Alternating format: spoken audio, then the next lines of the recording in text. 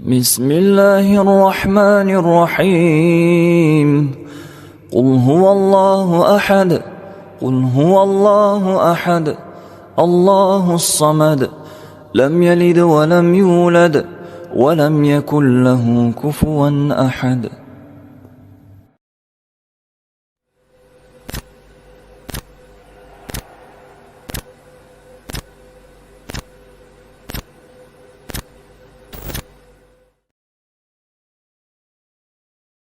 بسم الله الرحمن الرحيم.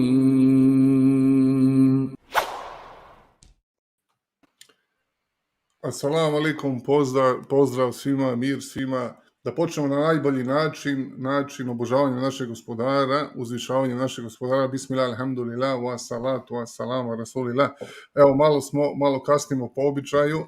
Omer nam se tek sada priključio. Salamu alaikum, brate Omere. Alaikum salam. Evo, nešto ti kamera ne radi, brate, a? Evo, sad ću da vidimo ova odobrenja. Čemu je problem?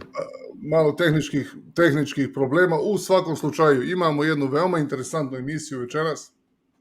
Pobijanje Marksizma i woke ideologije sa bratom, intelektualcem Abdullah Al-Andalusi. On je međunarodni govornik, mislilac, intelektualac, aktivista za islam, muslimanska pitanja.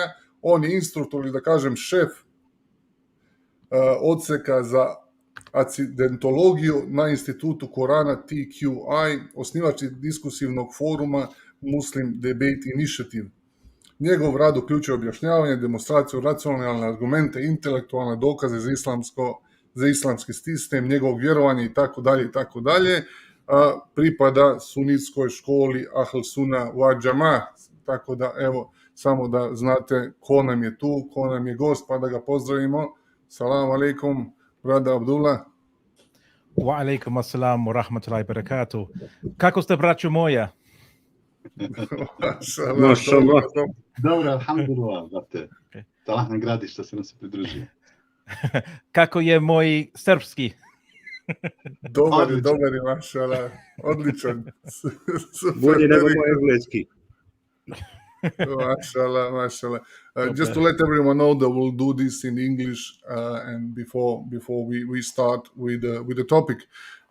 Evo ovako, po običaju kad imamo goste koji su sa engleskog govornog područja, imamo prvi dio sa gostom da iskoristimo na engleskom jeziku, kasnije ćemo opet da natovorimo ovaj teret bratu Omeru i bilo kome ko želi hajr da pomogne u prevodu, tako da ćemo imati sa bratom Abdullom, imat ćemo ovaj na engleski, kasnije ćemo da prevedemo, titlovat ćemo na našem kanalu. Znamo da je već prije 14 dana bila jedna emisija sa Deli Huseinom koja treba se prevede, tako malo strpljenja, ali nakon izlaganja mi ćemo naravno da popričamo oko teme koja će ovdje da se otvori. Abdullah inače intelektualac, završio je svoju akademiju u samom Londonu. Možda ću da ga pitam malo da se predstavi, da nam kaže recimo njegov prelaz na islam, jer on isto konvertit, isto je prešao na islam, ali eto tako da znate, počet ćemo engleski i nema mnogo vremena, opet petak je porodica i tako dalje, tako da ga iskoristimo jedno sat vremena, ako Bog da i sat i po, i to je to, i onda ćemo mi malo da popričamo oko teme. All right, brother, I did the official announcement. Everyone knows that we'll be speaking in English and everyone knows the topic. I said a little bit about you, that you belong to Ahl Sunnah wal Jama'ah, that you are the I would say, intellectual apologist for Islam. I mentioned a couple of organizations that you are involved in. But first of all, maybe just to scratch, I know this podcast is not about you, but as you are a reverend intellectual who finished his education in UK, London, and UK is known, or England is known, as one of the places where people are the least savage and the most educated. So how come that you have joined the religion of Islam with such a high, level of knowledge? If you don't mind, just to. Well, if anyone thinks that people in London or UK are not savage, you should come out Friday night onto the city. You'll see. you'll see some things. Anyway, so alhamdulillah, first of all, barakallahu feekum, my brothers, my Slavic brothers. for inviting me onto your show. It was I was very kind of amazed to see a Serbian podcast run by Muslims, because usually we don't. If you think about Balkans and you say Muslim, you might think Bosnians, you might think Albanians, you might even think Pomaks, although most people don't know about Pomaks, right? They're a little secret. The Pomaks of Bulgaria, I think, the Muslims there. I don't know if you know about them. Yeah, you must have heard about them, right? Yeah, there are some Bulgarian Muslims. Yeah, there are some groups. I don't know how they're called, but maybe Sheikh is. I just recently moved here, bro. Okay, yeah, that's it. Yeah, so 2 weeks. So yeah, but I thought Serbian podcast, mashallah, this is amazing. And I've heard from brother, is it Miko? No, Marco from Canada. That's how we got introduced. By the way, he's giving his salam to you. Shout out to him. Salam alaikum, brother Marco. So to hear about all the good da'wah that you're doing there, and I think, as I said, like Serbs, like everybody else on this earth, deserve to hear the message from the creator of the universe about their purpose in life as much as anybody else. And so I was very heartwarmed to see this, and may Allah support your da'wah, and anything I can do to help you guys, please ask. I'll try learn more Serbian if you want, but it'll take some time. You're invited to visit us as you will have your time, and we'll have some proper gathering as well. We'll shake hands and break some bread here, brother. But just get ready, because the food is delicious, and I know we are a little bit on the side of we like to eat, so it's gonna be very hard to sustain these calories, because calorie intake here is amazing. Okay, well then sign me up for a good gym while I'm there then. That's it. All right, inshallah. So so you asked me the question. So in England, I grew up from I was in a kind of a Roman Catholic background, or Church of England background. So basically I was a mix between backgrounds. I was a Protestant and Catholic, but as a young boy, I didn't know the difference between any of those sects. In England, it's not a big thing. Christianity isn't really an in-your-face type thing here. It's not really. You wouldn't know the differences between any of the different sects of Christianity. Whereas maybe in the Balkans or in America, you might know. People are more aware of these differences. So I went to a Church of England school, and I was Christian.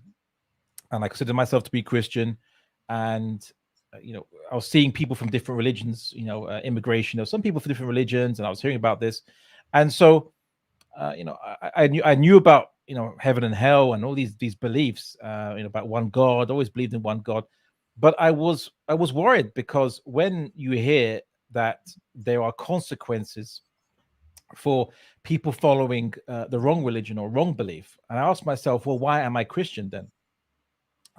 Because what if what I'm following is just I'm blindly following my society? But what if I was born in India? Would I be Buddhist or Hindu or Jain or Muslim? Or would I be, if I was born in Saudi Arabia, would I be Muslim? If I was born in China, would I be Maoist? I don't know. No, would I be Confucian? Would I be Buddhist? Whatever. So is it just merely an accident of geography that makes me the belief that I am? And that can't be the basis behind belief, because these beliefs, these different religions and ways of life, what have you, they say very different things about what the purpose of life is, or how to live life, and what we're here for, and what are the commands you have to follow, and what is good and bad is different. So I couldn't just say, well, I'll just follow whatever everyone around me is. Sorry? I say, or salvation itself, there's a big difference how you get obtain the salvation as well. So one of the major issues that we who reverted to Islam have acknowledged. Yes. So I there was something about the idea of hell that was, I just knew it was real, right? that hell exists, and do I want to be punished? Do I want to have no justification for why I'm believing what I'm believing in front of the Creator? If the Creator asks me, why did I follow these set of beliefs. I can't simply say because people around me told me to. Okay, so I started to investigate. I made I prayed to the Creator. I made a deal with God, which I say, God, look, I'm going to leave Christianity, like as in I'm not affiliate with that. If it's true, then don't punish me. But whatever is the truth, please lead me to it. If you lead me to it, I swear I will embrace it, and I will spread that message to the world. I will. If you show me the truth, I will take that to the world as best as I can. And at 10 years old, I kind of then left Christianity. I became, you could say, agnostic, but I always believed God exists. And I researched every religion you can imagine, even those you can't imagine. Every sect, cult, set of ideas for ranging from atheism and the various and humanistic kind of organizations, all the way to obviously the Abrahamic religions, to Buddhism, Jainism, various branches of Hinduism, various New Age cults, New Age spirituality, the hippies, things like this. I researched everything I could find in a library, because this was in that time, the ancient time where there was no internet, right? Or internet was very basic, right? It was, really basic, where you had to wait like 5 minutes for the page to load on the screen, right? So I researched as much what I could find in the library, and as I spent days and days, years, reading books and looking at different things, until interesting enough, Islam was actually kind of almost last on my list of things to research, because it just seemed so simple. It just seemed a bit too simple. And I was told by, you could say, Hollywood, or by, kind of like, or Buddhist cultures, that the idea that the truth must be something you spend like decades and decades of your life trying to find, and only you'll find it like when you're 80 years old under a tree somewhere, Yeah, when the apple hits you, something like well, something like that, right? Something like that, yeah. So it didn't occur to me that the truth would be quite simple, because I was told by society that, no one knows what the purpose of life is. It's a big mystery. No one knows the meaning of life. You have to spend years and years of your life, most of your life, trying to find it, right? And maybe you might find something of it, of that answer.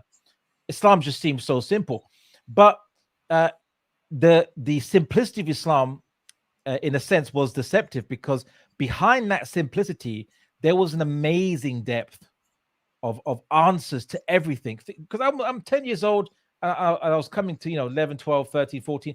Obviously my knowledge of the world was I read a lot, and I was very fascinated by geography, geology, history, biology, chemistry, physics. Love those subjects. I still keep up to date with those subjects today.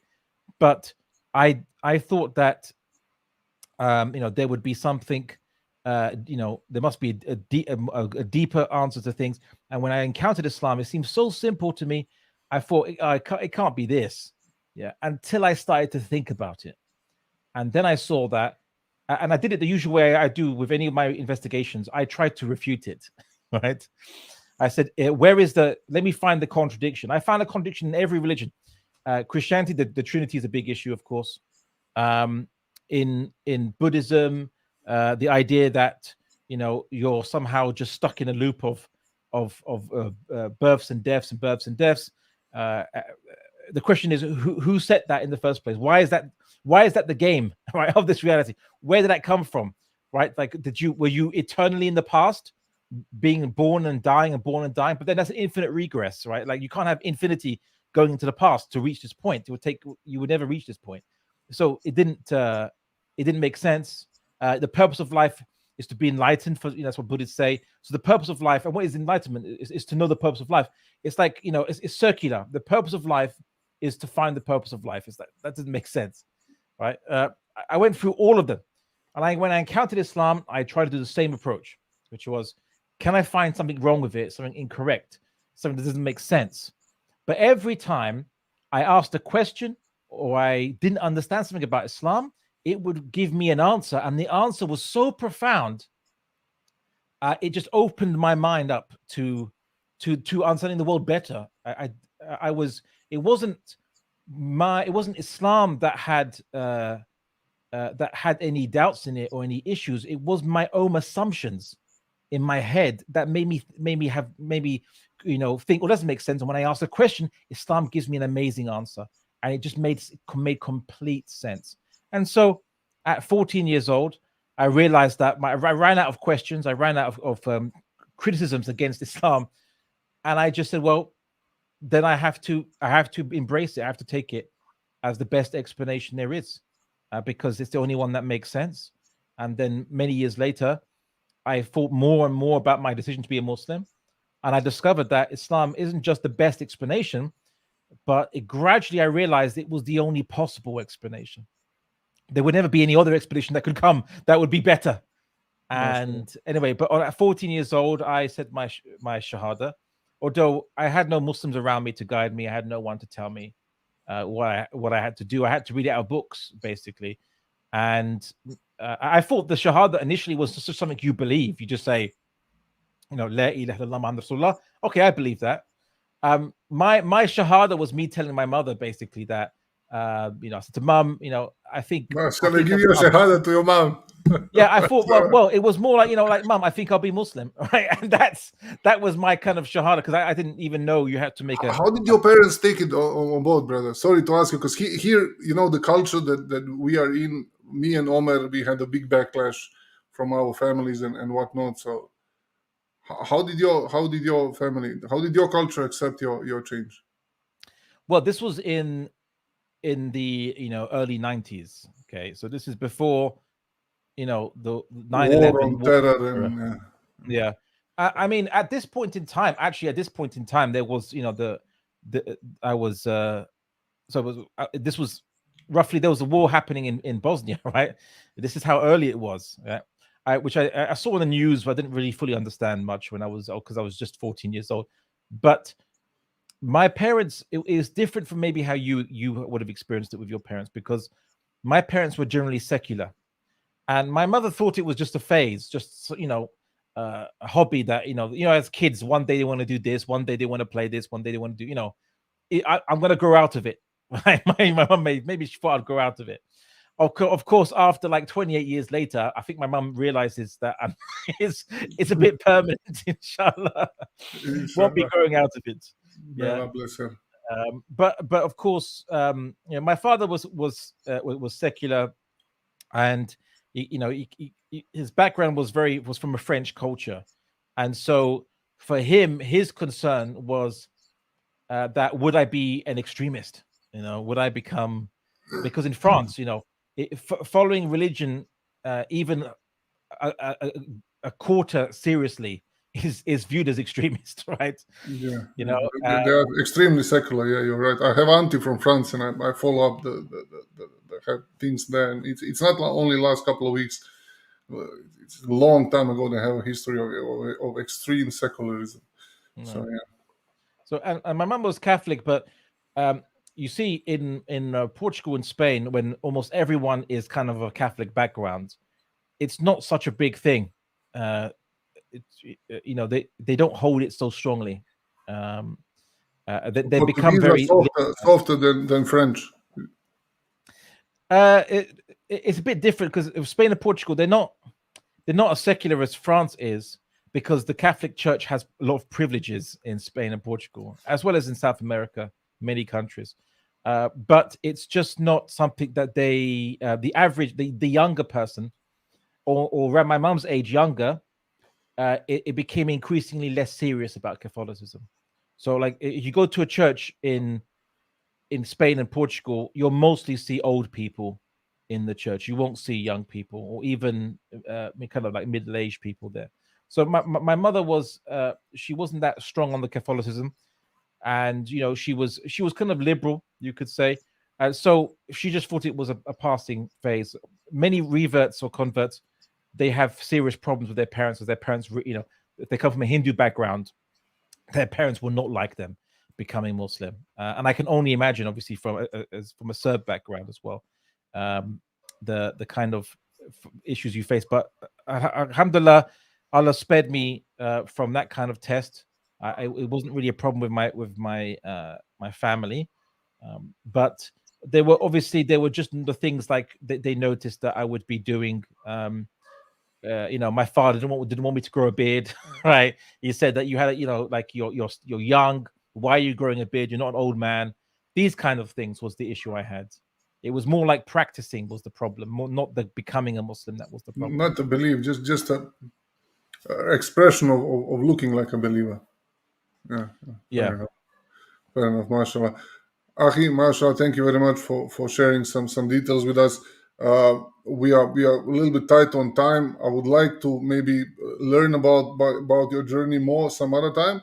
So if we can jump on our topic, because it's quite interesting topic, refuting Marxism and woke ideology. So now, as I'm just recently did hijrah from UK, wokeism or woke ideology, confirming reality with your feelings, it's something that it's every day present in the West. But here where we are streaming this and our audience doesn't really understand wokeism, can you first maybe give us some definitions and explain what woke would even mean?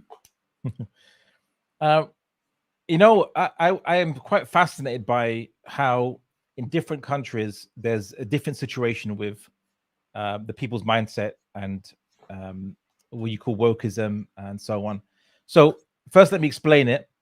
But I think in many Slavic countries, it's not a problem. It's not an issue there. It's crawling in, but it's not as present in the West. But they're trying. It's creeping in.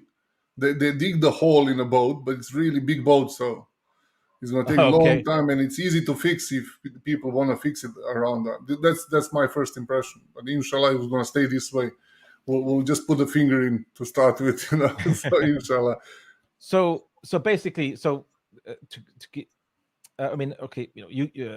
Serbia was obviously formerly part of Yugoslavia, and you had your experiences with communism, with individuals like Josip Tito and things like this, right? Josip Tito. Yeah. So to an extent, I mean, like I think you might have even remembered communism when it was back in the.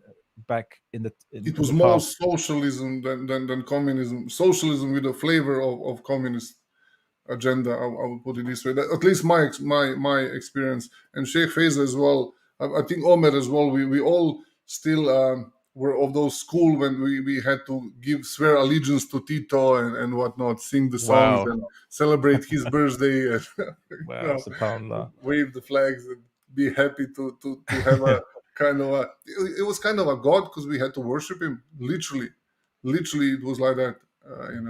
Wow, subhanallah.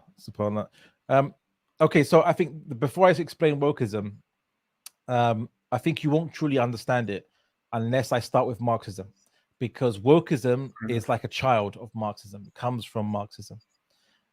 It's an evolution or devolution, a mutation of Marxism. So I'll summarize Marxism for the sake of the viewers. I know that many of you probably know what you heard. You studied it at schools because you were told to study this at schools, so you know this. So, okay, so Marxism in a nutshell. Okay, so Marxism is an idea about reality itself that starts with materialism, that everything is just matter. Just there's no spiritual, there's no immaterial. Everything is matter, it's material. Okay, so then how do you explain culture, ideas, religion, and all these things? So Karl Marx, as a materialist, he explained it like this. He said that before you had culture and art, you had all this religion, you had people surviving in nature, right? And the first thing they had to do was they had to make food for themselves, right? They had to get food and and hunt and do all those things. So he said that if culture, art, religion comes after this, then the act of surviving, of producing what you need from nature, that was the thing that determined your culture, your religion, your ideas, everything. So your economic activity creates your culture, your religion, and the whatever you want to follow, your fashion, everything. So this is pure Karl Marx ideas, right? Pure Karl Marx ideas. And then he argued that society, if you think there's what you think of society as having people of different levels, businessmen on top and workers on the bottom. This is not a natural thing, he'd argued. This is just something that comes because in society is not based on kings and the people, and it's just, and religion tells you that the king has authority from God and you have to obey the king. This is all like an illusion, you could say, right? He calls it ideology. Okay, what really is happening is the economic system has created this structure, and your social relations, the economic system created everything, and what you think is your relations between people, like you have a friend who's your neighbor, you have a friend at work, you have a boss, you have a family you look after, maybe your parents you look after. These are not just social relations, okay? These are economic relations, right? Because you give money to, maybe you lend money to your neighbor, you help your neighbor with some stuff, you help your friend. This is where the economic relations happen. And so basically Karl Marx's explanation is everything is about economics. Everything comes from economics, because economics is not just money. I give piece of paper. No. It is matter. It is making what humans need from nature. And that's what makes everything. He thought that money was an illusion. It was a capitalist bourgeois, which is the ruling class of capitalism, the ones who own wealth, who own capital. It is an illusion created by the capitalists to disconnect you from matter by giving you this piece of paper that you think has value, but it has no value, and they make you use it as part of their system. But it really allows them to continue controlling capital, wealth, right? Okay. That's in a nutshell. Okay. There's many more stuff that Karl Marx talked about, but I'm trying to summarize. Okay. Why do I have to talk about Marxism to talk about wokeism? Why is that connect? Why is it relevant? Yeah, this is what was getting me at as well. Sorry to interrupt you, brother. I was just telling Sheikh Faiz about it as well. How is he going to connect it? I was really interested to hear this. Okay. Then I went and researched both ideas, and then I found out that they are really connected. And Jazakallah khairan. But please continue with the Marxism. Let us know more, because there are so many young people here, and they have no clue about Marxism and communism. So please let us have more information about it. Jazakallah khairan.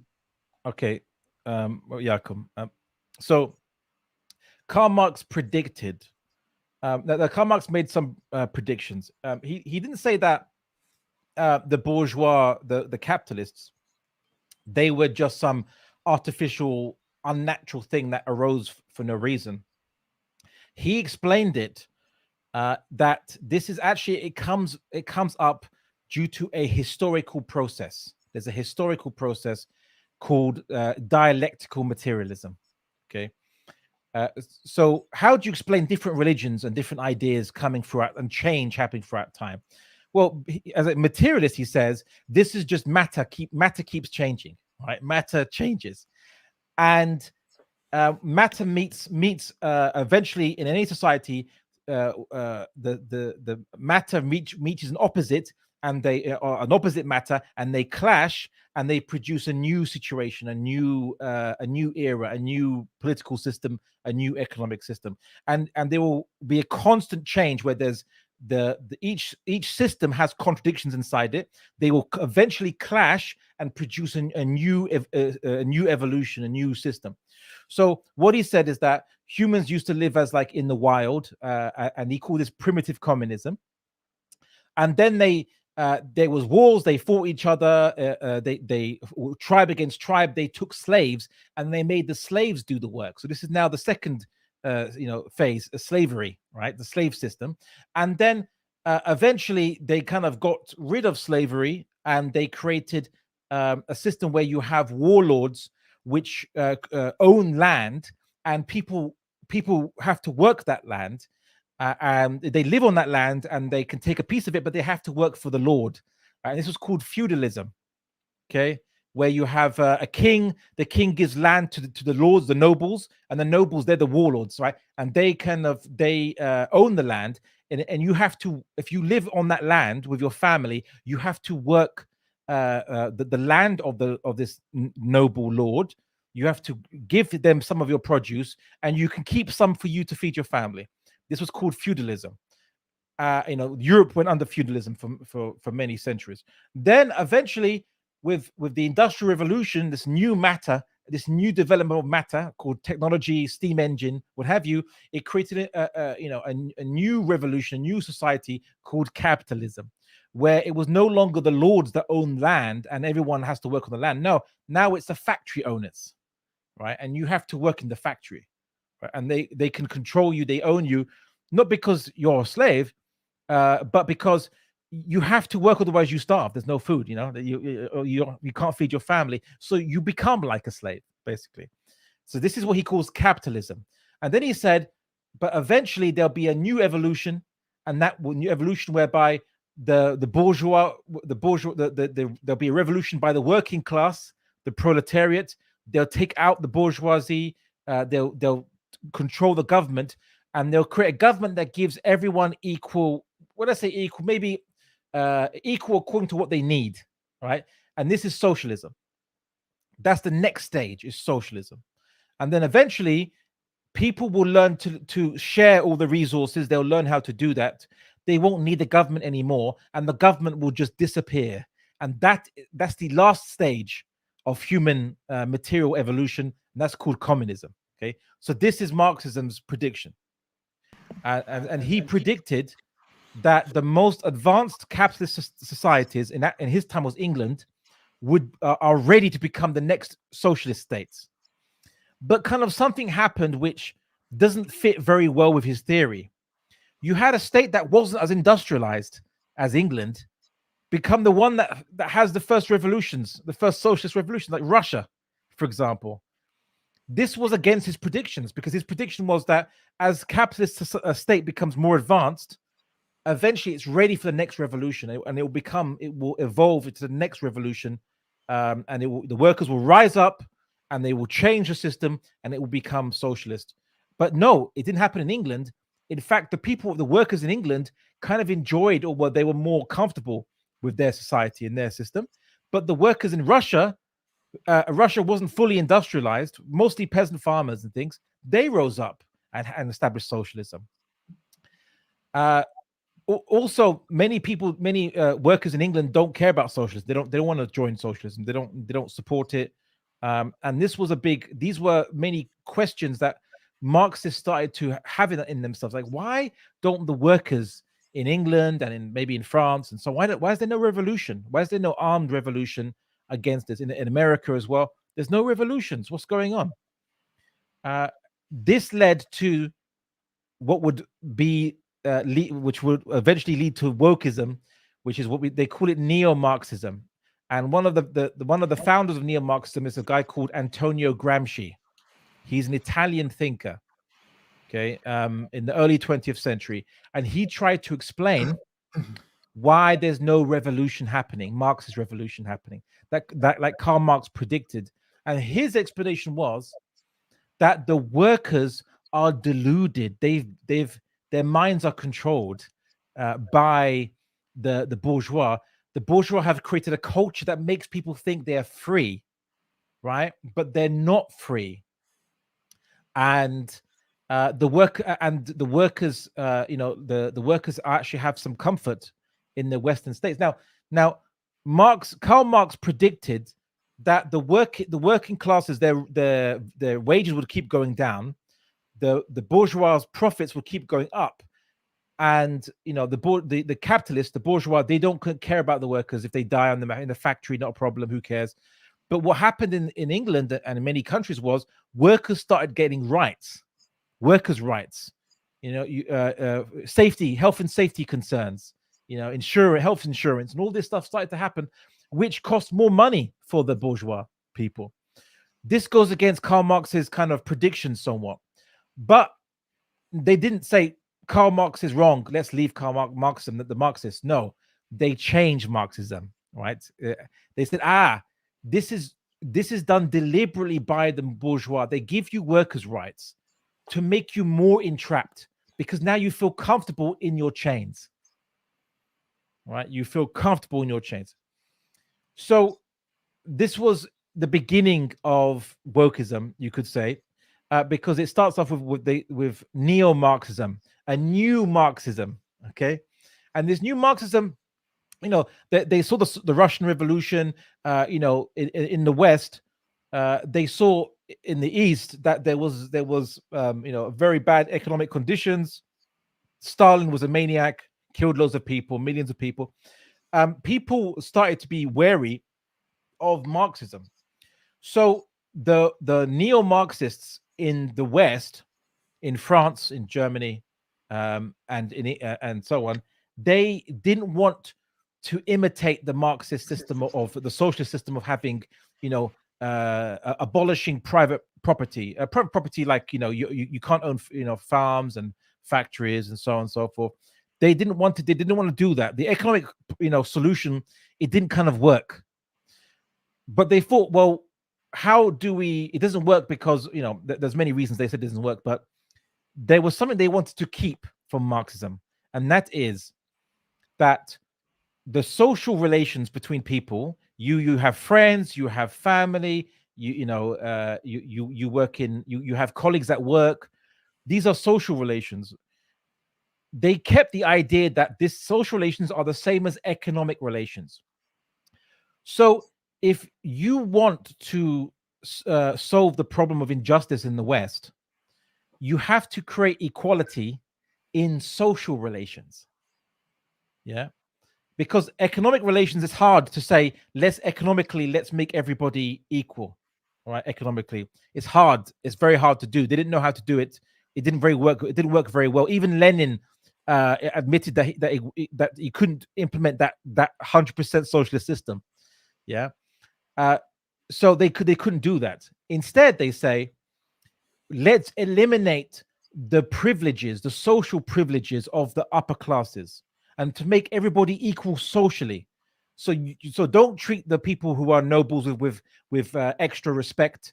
Don't give them, you know, don't make laws that allow them to get lower taxes than everybody else. These kinds of things, small things, and they call this, you know, social justice.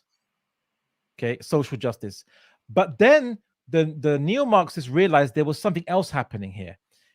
There wasn't only two classes. Well, I suppose Karl Marx believed there's a middle class as well, but there wasn't only two classes. There was also, it wasn't just the bourgeois and the working class. There was also men versus women, white versus black, people who were heterosexual versus homosexual, people who were who have no disabilities, they are fully abled, to people who have disabilities. They said these are social inequalities. Any difference between how people are treated, or any difference between what is normal and what is not normal culture, like, for example, they'd say that society was designed for people who are able-bodied, or people who have heterosexual family structure. You know, this is not fair because it's not equal between the people. So any identity attribute you have, whether it's your skin color, your race, your ethnicity, your sex, whether you're male or female, whether your sexual preference, whether you are homosexual or heterosexual, whether, and now there's a new one, whether you are someone who has the same gender as their sex. So I say I'm male and I'm a man, right? But they'll say, but what about people who say they might be male, but they're not a man, they're a woman. They identify as a woman, transsexual. Okay, so that's a new class. There's now two. Now there's another class. Those who are, they call cisgendered, people who they identify with the gender of what they biologically were born with, and those who don't identify with the gender of what they're biologically born with. These are now two classes. So if you're going to have justice in the West, you're going to have to make everything equal between the two. And I don't just mean like jobs and pay. No. Everything. The culture has to be equal. So if you have a society that says that the normal family is a man and a woman, and they have children, that to say that's normal is giving unequal privilege to heterosexuals. To make everybody equal, you have to say that a family can be anything: 2 men, 2 women, with adopting children. Now they're going to go even into the area of maybe more than 2 people. It could be 3 people, 4 people, 2 men, 1 woman, 2 men, 3 women. There's no limit.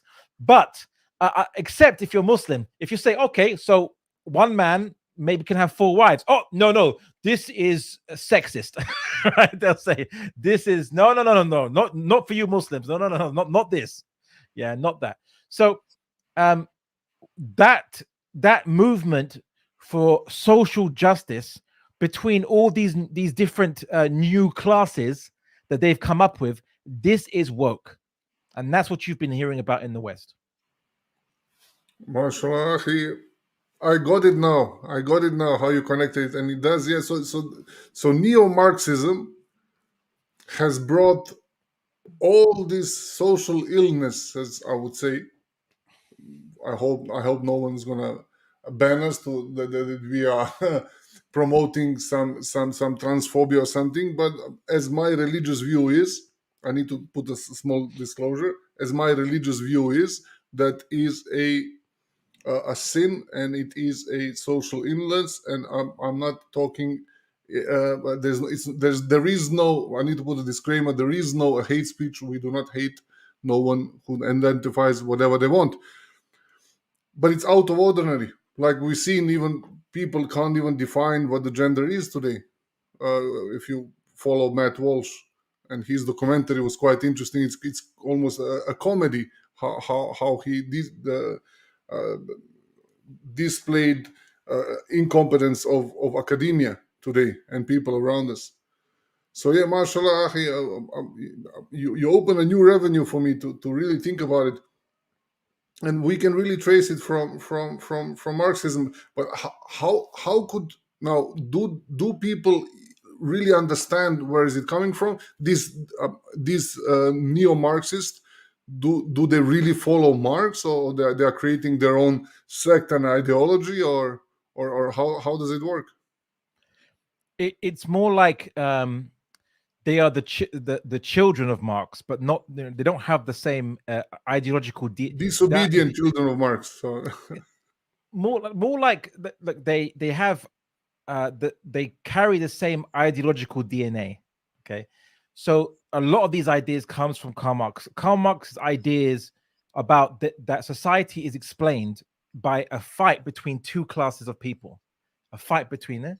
This is taken. This core idea is taken forward. Karl Marx argued that the culture, the main religion of a society is he called it ideology, and this comes from the economic system. The economic system creates this ideology. Ideology is false. It's not true. But it comes from the economic system. So like he might say Christianity or is a product of the time of feudalism. Maybe he might say something like this. But the issue is that Karl Marx, some of his predictions didn't come true. An economic system that he called to, which was it was his economic system wasn't very detailed, but it didn't seem workable. Right. I mean, like even Lenin knew he couldn't work it out. You have to have some money was still needed to do things with. You couldn't just remove money from the equation. So the Western Marxists, right? So the Marxists of France, Germany, and then and eventually America, they didn't want to implement the economic system of Karl Marx. Okay. But there were some ideas they wanted to keep. And what they wanted to keep was the idea that you should eliminate the fight between these 2 classes by making everybody into 1 class. And the only way you can do that is everybody is equal in everything. Not okay, they're a bit vague about the economics, because I think deep down in their heart they'd like to make everyone equal in economics. But they can't do that so easily. But what they realized was that if you can make everyone, they argued that maybe what keeps up the economic system is the culture. So if you attack the culture, you can then change the economic system eventually. I think maybe it was a reverse Marxism. Instead of changing the economic system and you change the culture, no, we change the culture and then you can change the economic system. So they're going to attack the culture, and they said the way you do that is you make the culture equal to everyone. So like if a man, if it's the culture in Serbia for a man to provide for his wife and children, that's not fair, because they said that means that men control the money in a family, and the woman is a slave to the father, so to the husband and the father of the children. So let women not depend on men for that. Create a culture that men don't have to be the ones who provide for the family. In fact, create a culture where both men and women equally provide for the family. Okay, because then men and women are economically equal, and then they are both socially equal, because women then will be free. And even though you might think this is a new development, Karl Marx, he planted the seed of this already. He himself said that the family structure, with the man as the head of the family, is like the capitalist structure, with the bourgeois at the top and the workers at the bottom. So the bourgeois in the family is the man, and the workers, the workers who are being oppressed, is the woman and children. So even he, that's what I'm saying. It's neo-Marxism, because it's the DNA of Karl Marx is still there, but it's used in a new way and to target different things than Karl Marx targeted. Karl Marx didn't care about changing the culture. He thought there should be a revolution. You just need to tell all the workers to rise up, and they will change the economic system, and everything else will change afterwards. But the neo-Marxists said, no, that's not going to work. We have to target the culture first, and then you can have the revolution afterwards. So that's why they're in Hollywood. They target Hollywood. They're in schools and universities, because they're trying to change the culture. And of course, in America, the Western, the conservatives and liberals, because liberals are not Marxists, are all neo-Marxists, they don't like this. And so there's a fight, there's a war, an ideological war happening in America between conservatives and liberals against these neo-Marxists, otherwise called woke.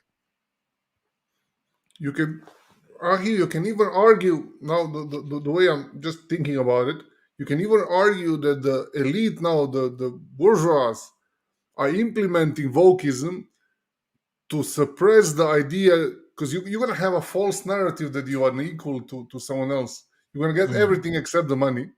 And at the end of the day, people will do a lot of things for the money.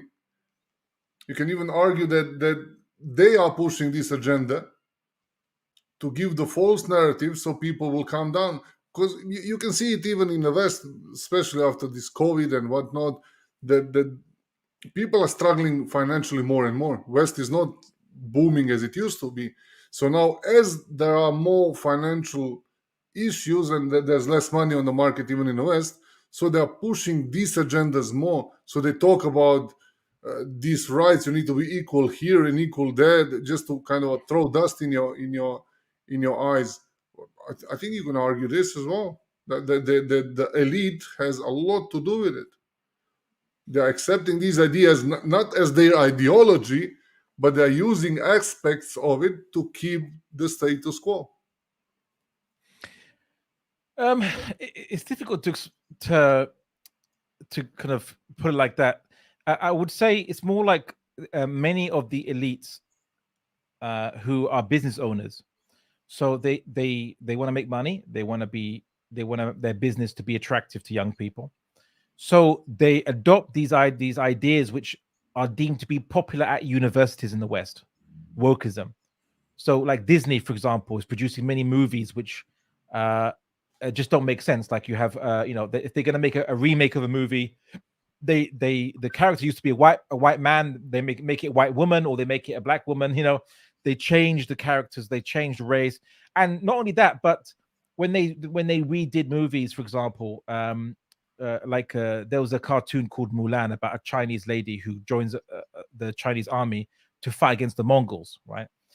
So in the 90s version of it, I think she's training hard. She makes loads of mistakes, and she's she tries her best, and she almost loses, and she helps to fight against the Mongols. But Disney made a new version of that movie, and the modern version of that movie, she's a strong woman and she makes no mistakes and she beats everybody, and it's easy and there's no problem and there's no challenges, because they wanted to say that women have been portrayed in capitalist culture as being weaker than men, as being as making mistakes, and the way to change that is we have to show women are like super strong and amazing and they can beat everybody in physical fights, and they're just amazing and great, and there's no weakness with them, right? And so they make a movie, and the movie is boring. It's not a good movie. I mean, I've heard many critics online say it's just really bad movie because there's nothing interesting about it. Like, someone always wins, and it's not. It's just there's no challenges. There's no villains that are challenging. Nothing. It's just boring then. But you see how wokeism has got into Disney, right? In Hollywood, in the businesses, these tech giants, in Twitter and even YouTube and places like this, where they ban even Muslim accounts get banned, as well as conservative accounts get banned, because they've said things which they deem to be against the weaker classes in this fight, and that they have to help these weaker classes who are women or who are a different ethnicity group, or they're disabled, or they're homosexuals. They have to be helped, and they have to be shown as equal to the other classes, and so on. And to do this, you have to ban anyone that criticizes them, because they'll say that, see, they've changed. They're not like liberals.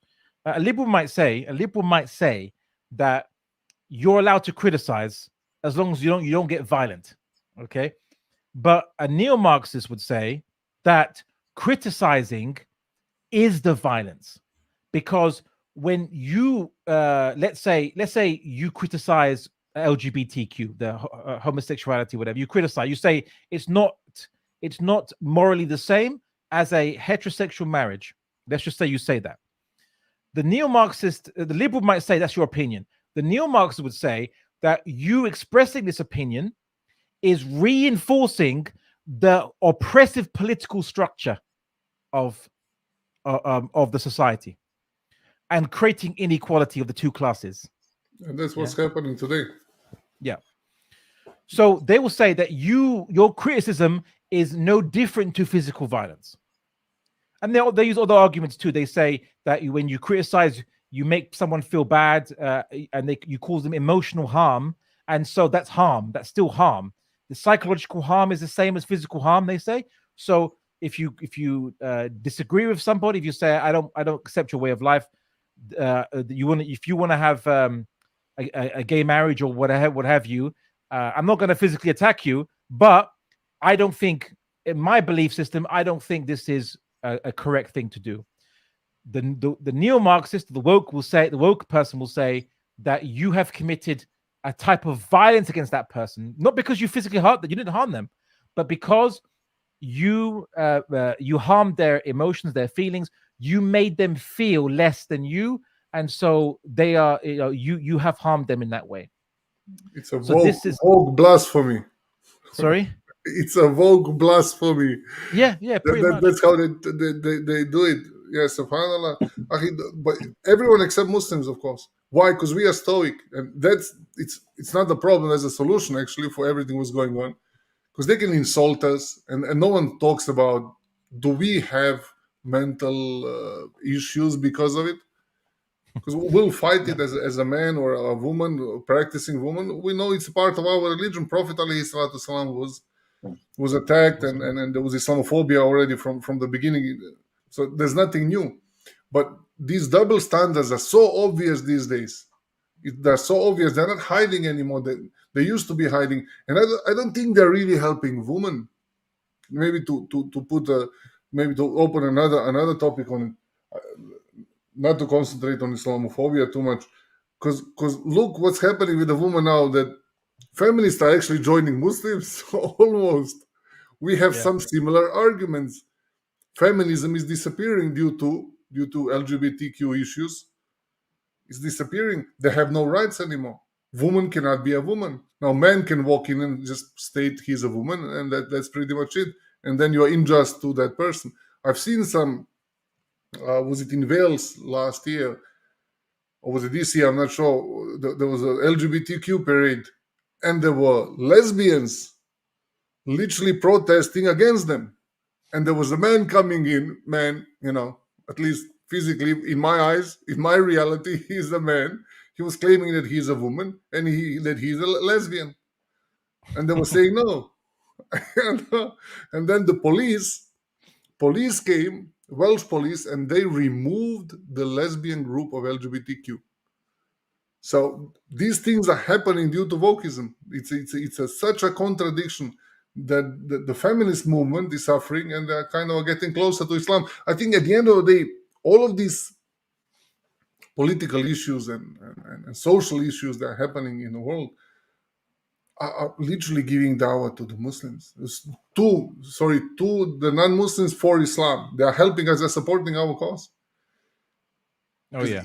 Either you sell your brain or you start thinking, and when you start thinking, what's the only antidote? What's the only antidote? Yeah. No, it's true. The thing is that, conservatives and liberals who argue against the woke, what they don't realize is that their ideologies are powerless against wokeism, because they all follow the same DNA. Ultimately, they all follow the same DNA, which is they all believe that there is nothing higher than the human individual. Okay, there's nothing higher than the single human person, not society, not religion, not God. So a liberal and conservative, they took God out of the equation of the state, and they thought, okay, that's fine. We're going to leave it there. But the neo-Marxist or the Marxist says, why are you leaving it there? Let's continue. Okay, so if there's no God and a human individual is free now, or there's no God in a state, so the human individual is free to be any religion they want and what have you. Okay. And that no one can force anyone to follow a different religion. Okay, fine. But that also means, what about the other things that force people? What about culture? Who decides the culture? Because if someone's a gay man and there's a person who's a heterosexual man, why is it that there's a culture? The culture says that the heterosexual man is the normal person.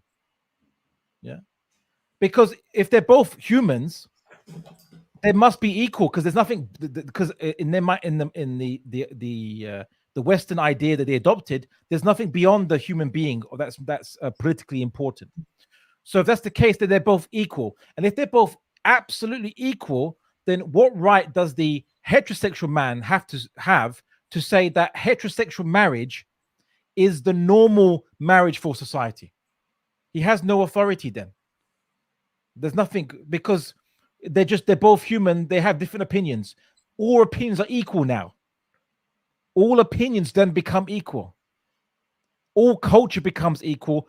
All traditions become equal. So the Western conservatives and liberals, they don't have a good argument. They don't have much to say against the neo-Marxists. I mean, I know they say science supports us and what have you, but the neo-Marxists don't care. If the neo-Marxist says, look, someone might be born a male, but whether you are a man or a woman is a label, and a label that society invented. So why do I have to be forced by society to fit this label? Yeah, I can choose my label because I'm free. That's what they say, right? Well, so a conservative would say, but you're a man, you're male, you have male genitalia, you have male parts. And they say, I might be biologically male, but my identity is a woman, they could say. Because these are words invented by society, and I'm part of society, and I'm equal to anybody else in society, so I can pick whatever I want to call myself. Yeah, and you can't say I'm wrong, because it's just words, and words are made by humans, and we're all equal. yeah, you don't have an argument then. So Matt Walsh and Jordan Peterson, as much as people think they have some good arguments, right? Ultimately, they carry the same disease as the woke people. Yeah. Why Islam looks good? Why Islam, the people realize it's the only solution, is because we never removed Allah subhanahu wa ta'ala from importance in all human affairs. Allah subhanahu wa ta'ala is the creator of humans, the creator of our affairs, the sustainer of our affairs, and he is the only basis for any meaning, right? For good and bad, the only definition of good and bad is what Allah says or he prohibits. There's, we didn't remove Allah subhanahu wa ta'ala from our consideration. Allah subhanahu wa ta'ala is central to Islam. It's central to our deen, right? There is no meaning outside of Allah subhanahu wa ta'ala. So only we can say, yeah, I'm a man and that woman's a woman. Why? Because Allah subhanahu wa ta'ala didn't just make us with different physical bodies, but he taught Adam alayhi salam the first words, right? The ism, the names of things. So language isn't just made up by society, by anyone could do it. No, the first language was made by Allah subhanahu wa ta'ala, was taught to Adam alayhi salam, and we are all following, the evolution, or not evolution, but the changes that come from that first language. We split into different languages over time as people speak different accents, dialects. But that first language, it was from the creator, and it's not just made up with anyone's opinion. Nope. It describes reality itself. Why? Because it was taught to us by the creator of reality, right? So, mashallah. We can say, very good point. Barakallahu feek. So we have an argument to say, no, man is a man, woman's a woman, and as the Quran says, the man is not like the woman, right? Yeah. So we have the first bit of argument the Christians and the Jews can follow, but the second bit of argument that Allah subhanahu wa ta'ala has, he created the first language, he taught Adam the words. This is only Islamic theology. Because as you were talking, I wanted to mention, yes, but Christians and Jews can join us with it, but they can't. Because it's all about language. It's all about expressing yourself. It's nothing about reality.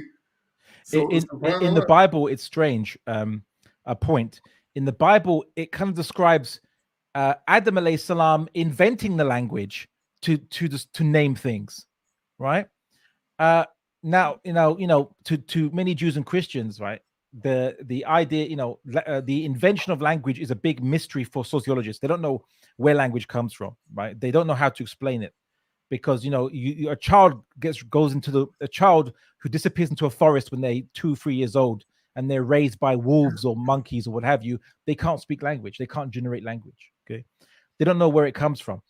And Adam alayhi salam in the Bible, is it just somehow he just invents language, right?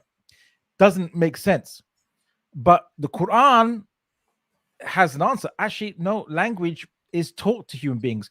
Your child, any of you have children, your children won't learn language unless you teach them language. If you don't teach them language, they will never learn it. Right? So like psychological, any studies can show this. I'm sure there's not a single instance of any human being spontaneously inventing language.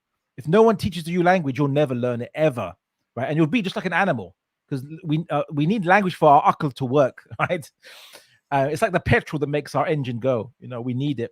So here's a fascinating thing, subhanAllah, is if the Prophet Muhammad sallallahu alaihi wasallam, if he was a false prophet and he was just borrowing things from Christianity and Judaism, why didn't he borrow that? Why did he change? Why did he change that then? Right? Why don't we just borrow what the Bible says? No, it's like the one who sent the Quran knows exactly what happened in the past, and knows where to correct the Bible where it made the mistake.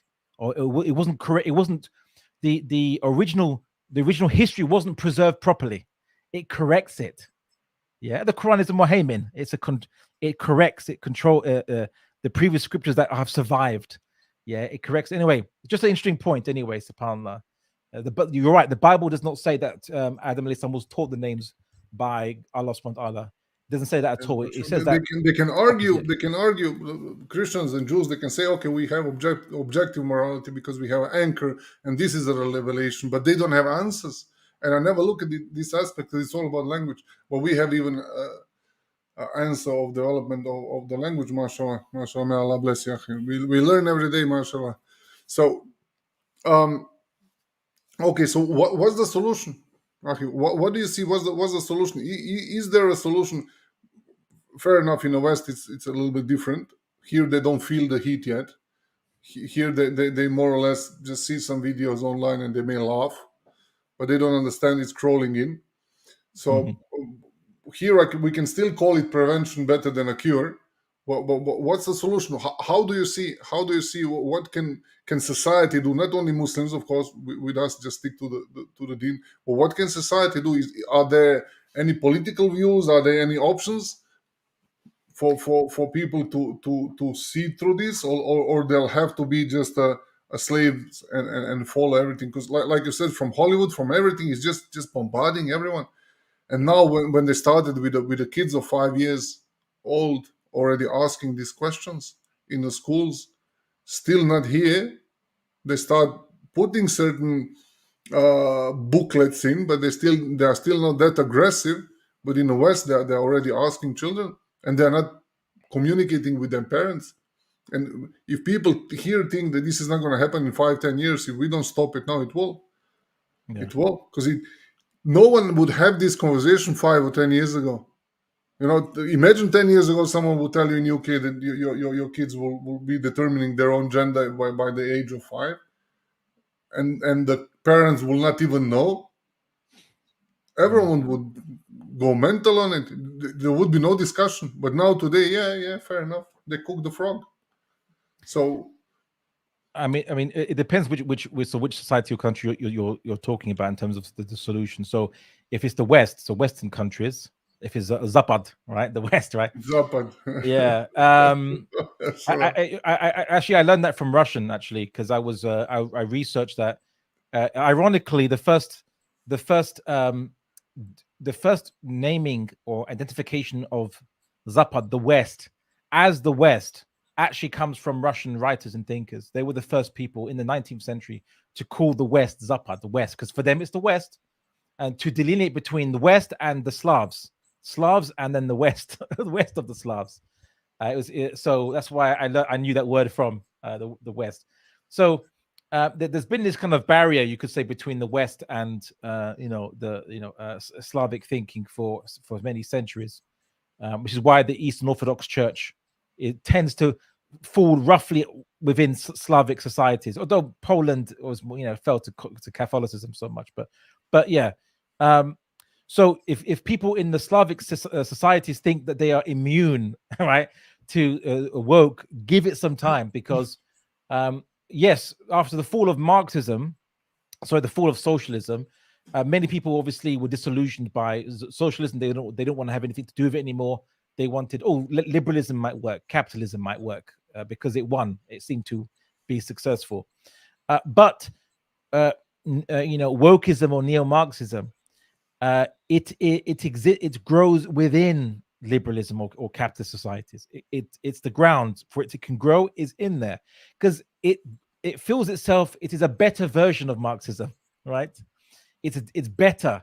It's designed to attack where the West doesn't have an immune system. There's no protection against it, because it uses the same ideological DNA as Western or other Western ideology, like liberalism, right? If you think that humans should be free to do whatever they want, and God should not control the politics of a society, you've already opened the door. That's it. You've opened the door for woke to eventually come, because they say, okay, great. So humans should be free. What should we be free from?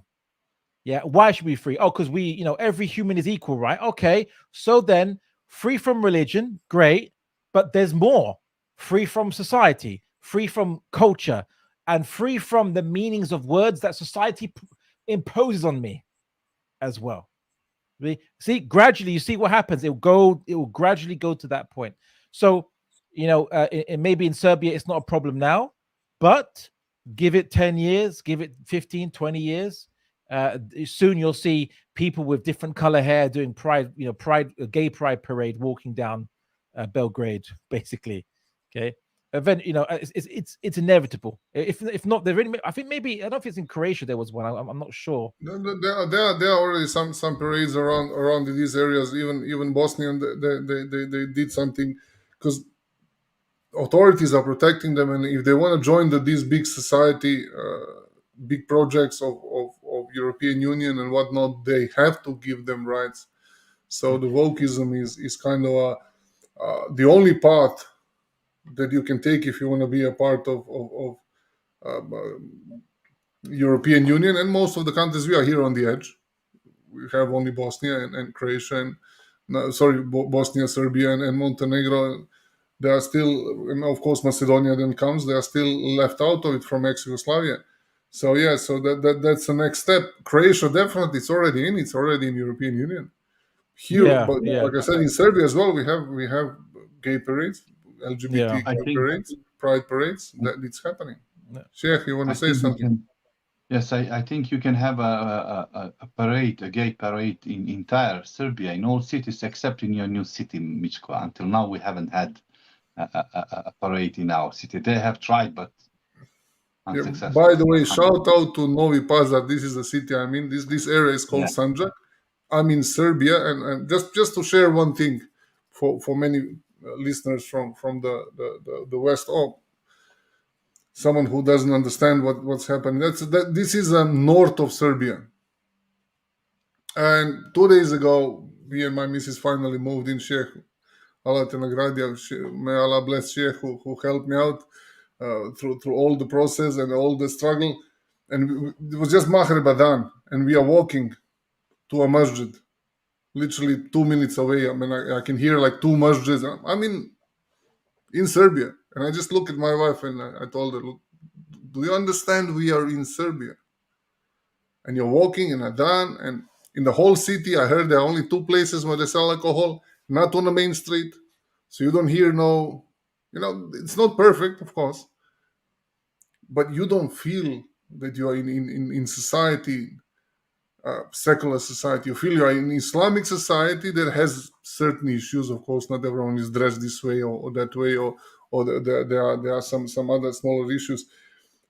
But anyone, I would suggest here, anyone who's a Muslim who wants to visit Serbia, please come to Sandžak. Novi Pazar is the place to be. If you ever been in Edgware Road in the middle of the summer, even on Eid without the loud music, that's how this main road here looks every evening. Packed, cafes are full, no alcohol, coffee, juice, just people enjoying, talking. You don't see zombies scrolling like people on the phones. Life over half a meter or a meter in front of you, but people are really communicating and talking to each other. So it's amazing what I came here because of Islam. Now I can say because I wanted to share Islam, but now I can say what I gain more Islam because I live literally in a Muslim society. As the Sheikh said, they tried. You can give us the brief history. They tried to make some kind of a parade, but the Muslims here stood up and didn't let them in the city or something like that, didn't it? Yeah, it's a small city. 3 years ago they have tried, but alhamdulillah, they canceled it because there was rumors that they will try tomorrow, and alhamdulillah, people get on the street, blockade the street, and they didn't allow them to have it. Alhamdulillah. But so anyone who wants to do hijrah to a Muslim country, come to Serbia, yeah? Yeah, but in our city, you have approximately 10% of Christians, Serbs living in Novi Pazar. You have a lot of churches, old churches that are older than 13 centuries, approximately, or even more. And of course, I know and I heard that there are some people who describe themselves openly as gays, and nothing happens to them. And some Muslims, unfortunately, they became gays, as I heard. It happens 1, 2, 3, 4, 5, 10. Of course, not thousands, not hundreds. 1, 2, 3, 4, 5. I don't know. But in this city, you can also hear that. But nothing happens to them. Of course, we are not violent people. They can. It's their choice if they want to go to Jannah or Jahannam. It's their choice. They can choose their way to in their life. But of course, they are not allowed to oppress our children and our lives and our families with their ideology. Sheikh, I want to say, izvinya vam ze. I have to go. It's a Maghrib time, and I need to go and pray and leave. So I'm very sorry about this. I was enjoying this great conversation between all you guys, and inshallah we get to do this again. And inshallah, who knows? Maybe I'll see you guys in person. Maybe or inshallah. whenever you come here, I'll be more than happy to. You be my guests. You be my guest here in London. But anyway, I want to just go on the note that inshallah, the only solution ultimately to liberalism, conservatism, woke, Marxism, neo-Marxism is the Deen of Islam, the Deen of the Creator of mankind, who knows mankind the best and has given the best system for human nature. This is the only solution. And I think more and more non-Muslims who are conservative and even some liberals realize this when they see just how extreme but inevitable the direction of their own core akida will eventually go. It will eventually go in that direction they don't like. And we're telling them, look, you're on the train. The train is going to go off the, on those rails, going to go off the mountain, right? You need to get off that train, right? Get off that train. It's the only way to save yourself. And the only way to save yourself is embracing the Deen of Islam, recognizing the Deen of Islam, much as I recognize that, alhamdulillah, with Allah's help and guidance. And may Allah continue to guide, may Allah guide me and guide all of us and continue to guide all the Muslims out there who have to face this, and make them strong and reinforce them and give them patience and hikmah and ilm to deal with these problems and to cause the Deen of Islam. Ameen. Barakallahu feek, Akhi. I do appreciate your time, and hopefully we'll have a couple of private conversations as well, because I need some advices from you and your experience in especially in Muslim Debate Initiative, because we are trying to do something similar here. We'll open a organization, register organization. It's going to be called Adam, Association for Dialogue and Affirmation of Monotheism. So we'll start from Adam, inshallah. I don't want to hold you too long. Just one thing. Recently, I passed with the car, passed by a Jewish cemetery here, and it says on a board they actually fled from Andalus, and they were held here. They were protected here from what was going on. So if the Jewish in whatever century it was seek protection here, it's a nice place to be. So people are tolerant, people are nice. As Sheikh said, everyone can do whatever he wants, just don't impose it on others. And hopefully, inshallah, we'll see you here and we'll break some bread together. Some lepinja and cevapcici, you're going to see mashallah food you're never going to forget. Okay, inshallah. Do you do halal sujuk? Brother, too much halal food, I'm telling you. Okay, good. I like you're hungry, you're never going to stay hungry. There's no way. I've heard quality food. Okay, I've heard of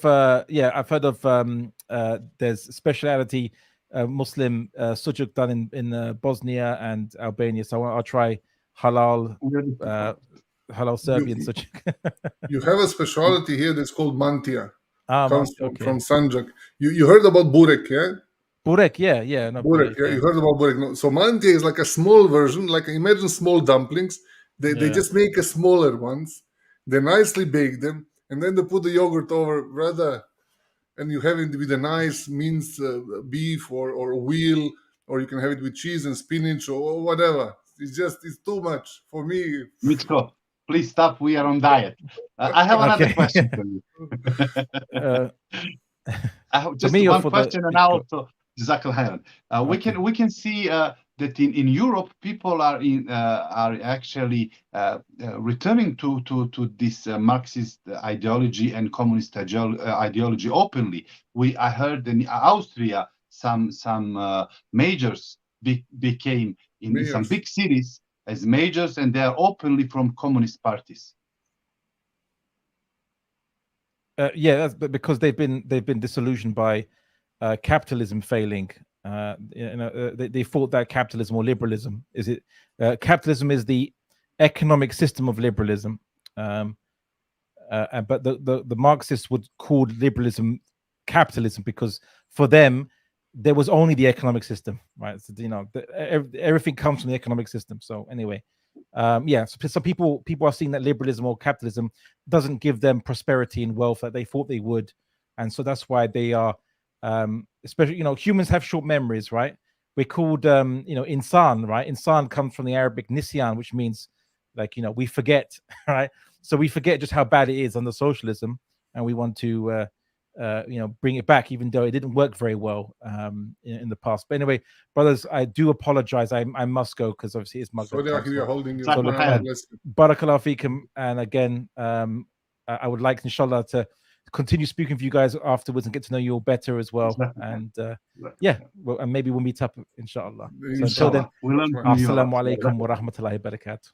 Wa alaikum salam wa rahmatullahi wa barakatuh. Barakallahu feekum. Alhamdulillah. Način kako pišeš hranu, ja sam ogladno, brate, tamo sam mislio da večeram, brate. Brate, nema šanse da preskočim večeru. Mogu doručak, znaš mi, sve preskočio večeru, brate, nema šanse. Treba nešto da ima šabuti, brate. Ujutru dijete, uveče se nadoknati sve. Alhamdulillah. Ja ću se isključim na kratko. Ne znam šta ste. Alhamdulillah. Salam. Amin, barakallahu fik. Brate, Omere, ćemo malo da odradimo o čemu smo pričali. Evo, da trivializujemo sa hranom, brat je dosta toga ispričao, veoma korisnog, i mogu se reći da mi je sad još draže što sam musliman. Da jedino rješenje za sve ove, za sva ova nova stremljenja ljudi ka nekom potpuno slobodi, to rekao bi više i od razuma, to više, ta sloboda vodi i slobodi od razuma. Jedno rješenje za takvo stanje islam. Alhamdulillah. Mislim da je šejh pošao da otklanja, pa ću ga samo ovako da se ja i ti uveličamo, staviti u studio dolje. Ovako, znači, malo da samo uradimo rezime toga što smo saslušali, možda popričamo malo, alhamdulillah, oko nekih stvari. Znači, predstavio je ideologiju marksizma, koju su nama malo starijoj generaciji, nam je ta ideologija poznata, i onda je to povezao sa vokizmom. Šta je vok ideologija? Ovako, ja bi to možda upakovao kad se osjećajima realnost traži. Ali kako je on to povezao, interesantno, i da ima novi neomarksizam, koji jeste u stvari, da kažemo, woke ideologija jeste u stvari produkt tog neomarksizma, pa da možda ja malo upakujem što je rekao, probat ću da sažmem u minut, dva, ovako objasnio marksizam i da kažemo, da pojednostavim, problem marksizma jeste što ima više različitih, kako se kaže, brate, slojeva društva. Znači, ima više slojeva društva i sada viši sloj društva ne daje jednakopravnost nižem sloju društva. I sad sam Marks je, znači, davao određene argumente da se ti isti problemi mogu naći i unutar same porodice. Ne samo u kapitalističkom društvu gde je pitanje samo para, jer na kraju krajeva za njega je bio sve materializam. Sve je bilo pitanje ne samo fizičkog novca, nego kapitala. Na koji način ja mogu šta da zaradim, na koji način mogu šta da proizvedem, i taj koji ima više, taj će onda da vlada, i kako da se to rasporedi. Znači, tu je Marks počeo sa tom idejom, i sada šta je taj neomarksizam donio?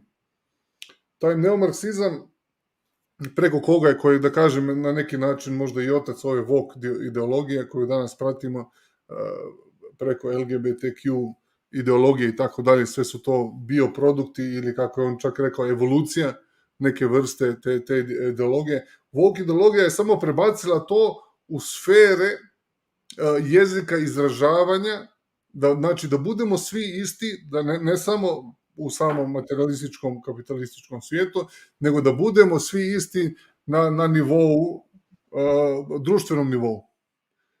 Znači, svako ima isto pravo izjašnjavanja svog mišljenja kao drugi. Ako imam ja pravo da kažem nešto, onda ima isto pravo da kaže nešto drugo. I nema veze da li se ja slažem s njime. I nema veze da li se nešto podržava na bilo koji način. On ima pravo da to kaže ili ona ima pravo. Oni imaju pravo da to kažu i da se drže toga. Znači, ako smo došli do toga da svako ima pravo da iznese svoje mišljenje i njegovo mišljenje mora da bude uvaženo kao mišljenje onog drugog, tu mi se malo poveze ono kako je, kad nam je Aris jednom objašnjavao kako je tamo je bio Aristotel ili ko je pisao, Platon ko je pisao tamo one knjige Problem i demokraciji. Doslovno to se sada dešava, evo. Doslovno to se sada dešava. Oni su to na neki način predvideli prije nekoliko hiljada godina već. Da ako ima svako ista prava da se izrazi kako god hoće i nevezano na to, njega kao svoje ljudsko pravo, kao po jeziku, po samom načinu izgovora može da se definiše i da radi i da kaže što želi, onda svako mora da ima ista prava. Ako neka osoba kaže da se definiše kao muško, kao žensko, ako neka žena, recimo, njoj se ne sviđa da je muž radi, da ona zarađuje, možda ne zarađuje, ona želi to pravo da ona zarađuje, da joj muž ne radi, taj feminizam i sve je to nekako izašlo zbog problema samog marksizma, jer je marksizam postavio temelj da treba stvari da se izjednače. I kao što je sam Marks navodno rekao, da ta hijerarhija postoji čak u samoj porodici. Znači, na neki način je i uništavao samu porodicu. Sada, kad sve to upakujemo i pogledamo, onda vidimo da je sam taj neomarksizam, ili da kažemo to dijete marksizma koje su prenijeli, kako su ga upakovali, da je odgovoran za ovo što se danas dešava. Da svako više traži svoje pravo i dokle je došlo da su čak definisali, kaže, liberalci, i to se stvarno dešava, to je istina. To sam ja iskusio barem na zapadu, ovde kod nas možda toliko nema toliko taj problem, da ako ti kažeš nekome da se ne slažeš s njime, da on nije u pravu, to je već agresija na njega. Dotle je došlo. Da ja sam prisiljen da uvažim njegovo pravo, njegovo mišljenje, izvini, ne njegovo pravo. On ima pravo na mišljenje, rekli bi liberali, ali ja se ne slažem s tobom. Znači, ako si liberalista, ti ćeš tako da kažeš. Ali ako si dio ove woke ideologije, neomarksista, time što si ti opovrgao mene, što si rekao nije to istina, to je laž, ti nisi ovo, ti nisi ono, iako sam samo mišljenje izneo, nemam pravo više ni na mišljenje, ja sam agresiju na tebe izneo. Šta se time dešava? Znači, sve se ovo može samo desiti, jednu sam stvar veoma važno izuzeo ili zaboravio da naglasim, što je brat Abdullah nama prvo naglasio, jeste naravno kroz sekularizam kad su oduzeli Boga. Sve se ovo može desiti samo ako ti kažu više Bog nije taj koji odlučuje šta se dešava. Znači sad smo ljudi postali ti koji odlučujemo šta se dešava. Sam marksizam i komunizam i to što smo mi imali ovde, ovaj socijalizam u staroj Jugi, oni koji smo živjeli, mi znamo koliko je nevažno bila vjera. Čim ti to oduzmeš, onda tražiš ista prava svima. Znači više nisi dao ni Bogu prava da on odlučuje. Nego su ljudi počeli da odlučuju. Kad ljudi počnu da odlučuju, onda je došlo do toga sad neomarksizam da može svako da kaže što god hoće. Da je moje pravo govora i ja definišem što hoću da definišem. Kako ja želim da definišem i kako ja želim da se izrazim, a ne kako... Brate, ne može više svako da govori šta će. To je liberalizam. Ovi su još stepen iznad, sad više nemaš ni slobodu govora više. Pa to je ovaj vok. To je taj vok. Da. Može sve... Mi smo već dospjeli u taj hal, tako stanje na zapadu, ali više ne možeš, ako izražiš svoje mišljenje, ti ugrožavaš nečija prava svojim mišljenjem. Samim mišljenjem ugrožavaš nečija prava. Ako neko misli da je ovo daleko od nas, samo da vam dam do znanja, evo, moj rođeni brat Todor iz Crne Gore, prije nekoliko godina, zbog komentara na Facebooku, jer je neku osobu koja je homoseksualne orijentacije oslovio, možda malo derogirajuće, daleko od toga da je tražio nasilje, derogirajuće, malo slovi, on je pošao na sud i platio je kaznu nešto, ne znam koliko je bilo, 50 ili 150 evra. Zbog komentara na Facebooku, u Crnogorskom sudu. Ako mislite, braćo i sestre po Adamu i braćo i sestre u vjeri, da smo mi daleko od toga. Nismo. Znači, sama izjava je već nasilje i prekršaj po zakonu. Više nemamo pravo, kao što je brat Omer rekao i kao što je brat Abdullah Al-Andalusi naglasio, ali naglasio je zašto. Ja tu nisam vidio nikakvu povezanost, ali subhanallah, to je samo evolucija te iste ideologije. Jer čim ti suzbiješ hijerarhiju, a hijerarhija ostaje. Prva hijerarhija je znači pomeđu nas i gospodara našeg, pomeđu nas i Boga. Mi koji smo te isti. Sada, razlika. Zašto? Jer sam htio to da naglasim Abduli, a kroz razgovor je sam dao ovaj argument prije nego što sam ga i donio. Jer sam htio da naglasim da i sama Biblija, i znači hrišćani i Jevreji mogu da tvrde da imaju isto objektivni moral, znači imaju standard po kome mogu da dokažu da to nije tako, da realnost postoji i da realnost čak kroz jezik, kroz govor je odredio Bog. Ali nije tako. Zato jer u islamu naš gospodar je rekao u Koranu da je dao Adamu, on ga je naučio riječima. Znači, mi možemo da kažemo objektivan govor. Bog je rekao, ovo je muško, ovo je žensko. Ja po islamskoj teologiji mogu da uđem čak da je i objektivan govor. Jer sve što se borimo sada, taj vokizam je doslovno borba lingvistike. Što može se kaže, što ne smije da se kaže, što je istina, što nije istina. Mi možemo objektivnost preko islamske teologije, preko Kurana, da dokazujemo, znači, objektivnost govora, samo govora. Možemo da dokazujemo preko Kurana.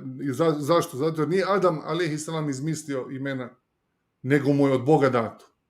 I kao što je naglasio brat, ako staviš dijete negde u neku džunglu ili negde bez ikakvih roditelja, dijete nikad neće da nauči neki jezik, neće da izmisli jezik. Znači, jedinu stvar koju moramo mi da učimo od naše dijete jeste jezik. Evo, sutra da uzmemo neko dijete iz Srbije, stavimo u Kinu, ono neće da se nauči srpski. Nema veze DNK, nema veze ništa s tim, on će da priča kineski. Ako ga stavimo negde u džunglu pomeđu majmuna i ne znam čega, onda neće ni da razvije govor. Zašto? Zato jer treba da se nauči. Govor je nešto što se treba naučiti. Time što je govor nešto što se treba naučiti, a nama je u Koranu uzvišeni gospodar, Bog, Allah subhanahu wa ta'ala, uzvišeni gospodar, stvoritelj svega, rekao da je on naučio Adama imena. Zbog toga stiha kuranskog, zbog naše teologije, zbog našeg teološkog stava, mi čak možemo da kažemo ne. Ne možeš ti da se proglasiš što god želiš, zašto? Jer imamo objektivnost, standard govora. Jer sada, što smo mi primijetili, recimo, određeni, evo mašallah, podijelio brat Omer, alhamdulillah, iz sure Al-Bekare, mašallah, mi smo recimo primijetili da su određene protestantske sfere već ušli duboko upali po taj uticaj hermeutike, znači traženja izgovora za određene tumačenja određenih stvari. I primjera radi, ovi što slijede, kako se zovu, subotari, što slijede Ellen White. Adventisti 7. dana, ili kako bi? Adventisti 7. dana. Oni su već od 2017. prihvataju transrodne osobe u svoju crkvu kao vjernike. Znači, osoba, zašto? Zato jer se ona dogod se, naravno, drže Biblije, tako su kazali. Tako su kazali. Dogod se oni drže Biblije, adventisti, da, tako je, dogod se oni drže Biblije, oni su dobrodošli u crkvu i znači sada ovako. Znači ako se nađu dvije osobe koje su sklone svom spolu, dovoljno je jedna od tih dvije osobe da se izjasni da je drugog spola. Možda uradi neku terapiju, uzme nekoliko hormona, možda se sjeće, možda se ne sjeće, nema veze. Ali ako je realnost samo govor određene skupine hrišćana, kao što sam pomenuo ovu jedno, u protestantizmu ima toga još. Imamo baptiste koji već imaju ove propovednike, samo ukucate trans propovednici na Google Images, iskočit će vam, toga ima i po Švici i po Americi i tako dalje. U baptizmu je to veliki problem, sad se sama njihova baptistička crkva razdvaja i tako dalje, ali da ne skrećemo temu.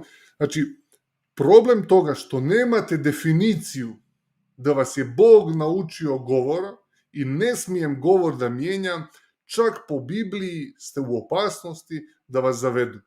A dokaz su već određene sekte koje su zavedene. Zašto ja ne mogu da prozovem nekoga žensko koji se deklarisao da je žensko? Zato jer je mene riječi naučio ko? Gospodar uzvišeni. Od Adama alejhi selam je došlo.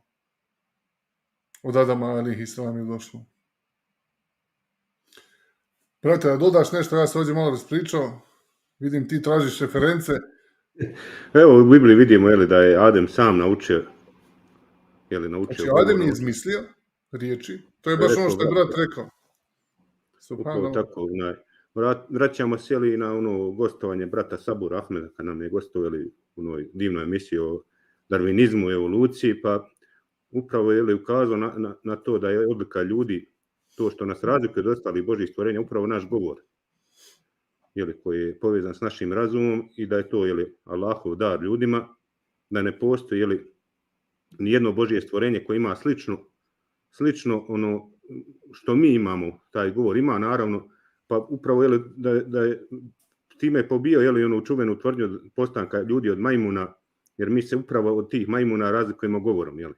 Majmuni nemaju ništa slično govorom, imaju neke neartikulisane zvuke poput krikova, urlika ili tako nešto. Pa mi smo, brat je ukazao u toj emisiji da smo mi bliži po toj evolucionoj nekoj logici, bliži pčelama ili mravima nego majmunima. Upravo po tom govoru.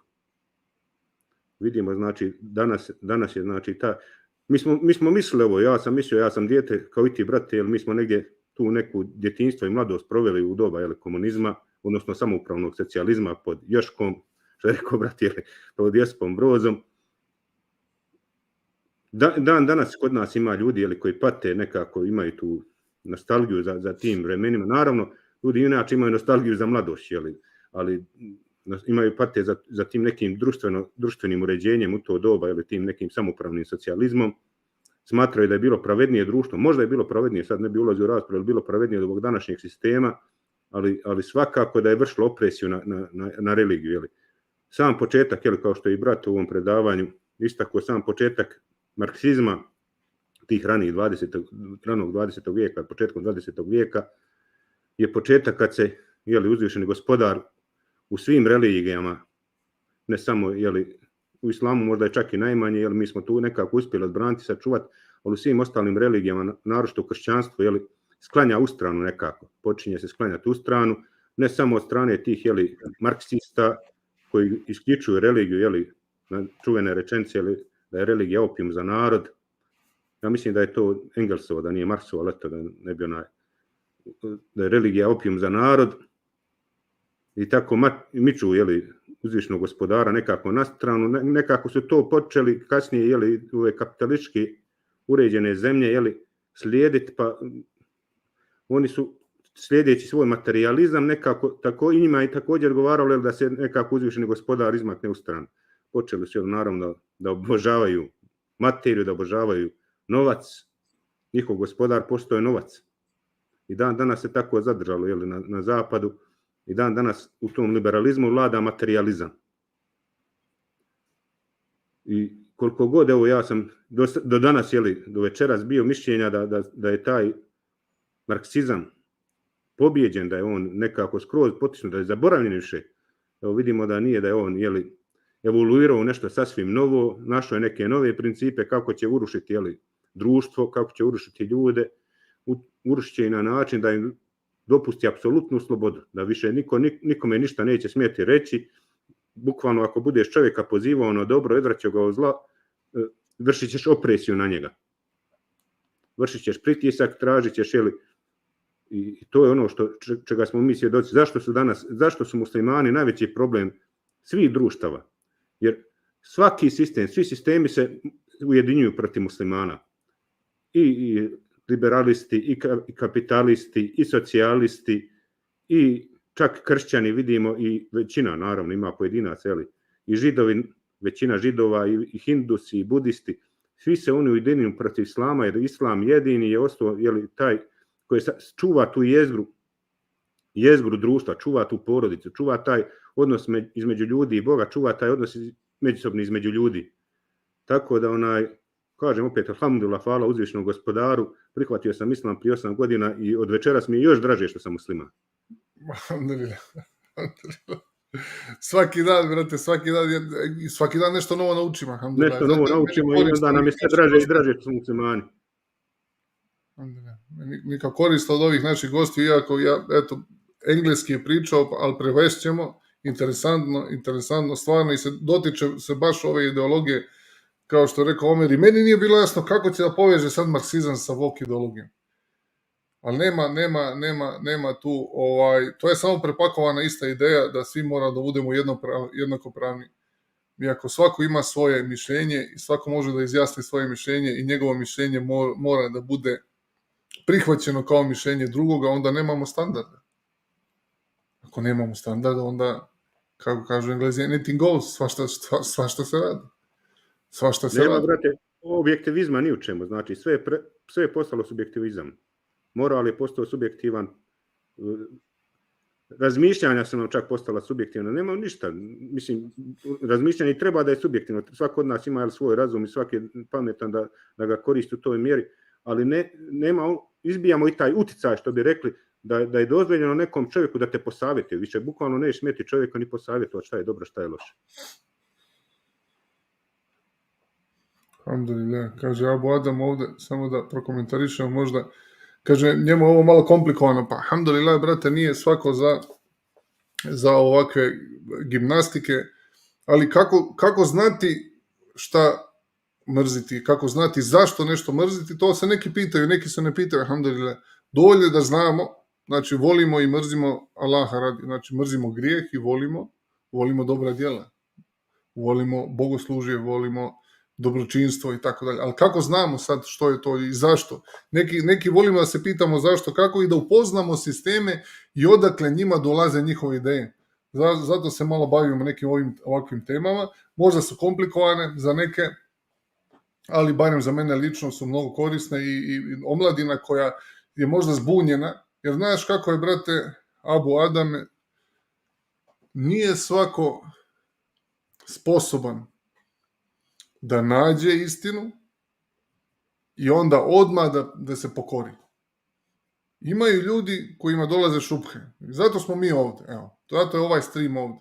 Dolaze šuphe, kako, zašto, kako, i onda uđemo u argumenti, otpakujemo i otvorimo i onda pokazujemo da preko sekularnih ideja, preko ljudskih konstrukta, jer ovo nije ni sekularna ideja, iako je osnova sekularizma. Preko sloboda, brate, ovo je bukvalno došlo preko sloboda, znači, apsolutno, u svaku poru razmišljanja, ne samo djelokruga i djelovanja ljudskog, smo uveli slobodu. Znači, mi imamo slobodu više beskrajnu, vodi nas do beskrajne slobode, da na kraju više niko nikakvih obaveza, mi na kraju više nećemo biti ni ljudi. Jer ukidamo ono upravo što nas čini ljudima. Kroz slobodu, da iskažemo svoje neko ja. Da iskažemo, danas smo svjedoci da možemo danas iskazati, ja sad mogu na zapadu reći da sam ja, žena, crnoputa, crnkinja žena, i niko mi ne smije prigovoriti na to što sam ja izjavio, nego me se kao takvu mora uvažavati. Mislim, to je ludost. To više nema blage veze ni sa razumom. Alhamdulillah.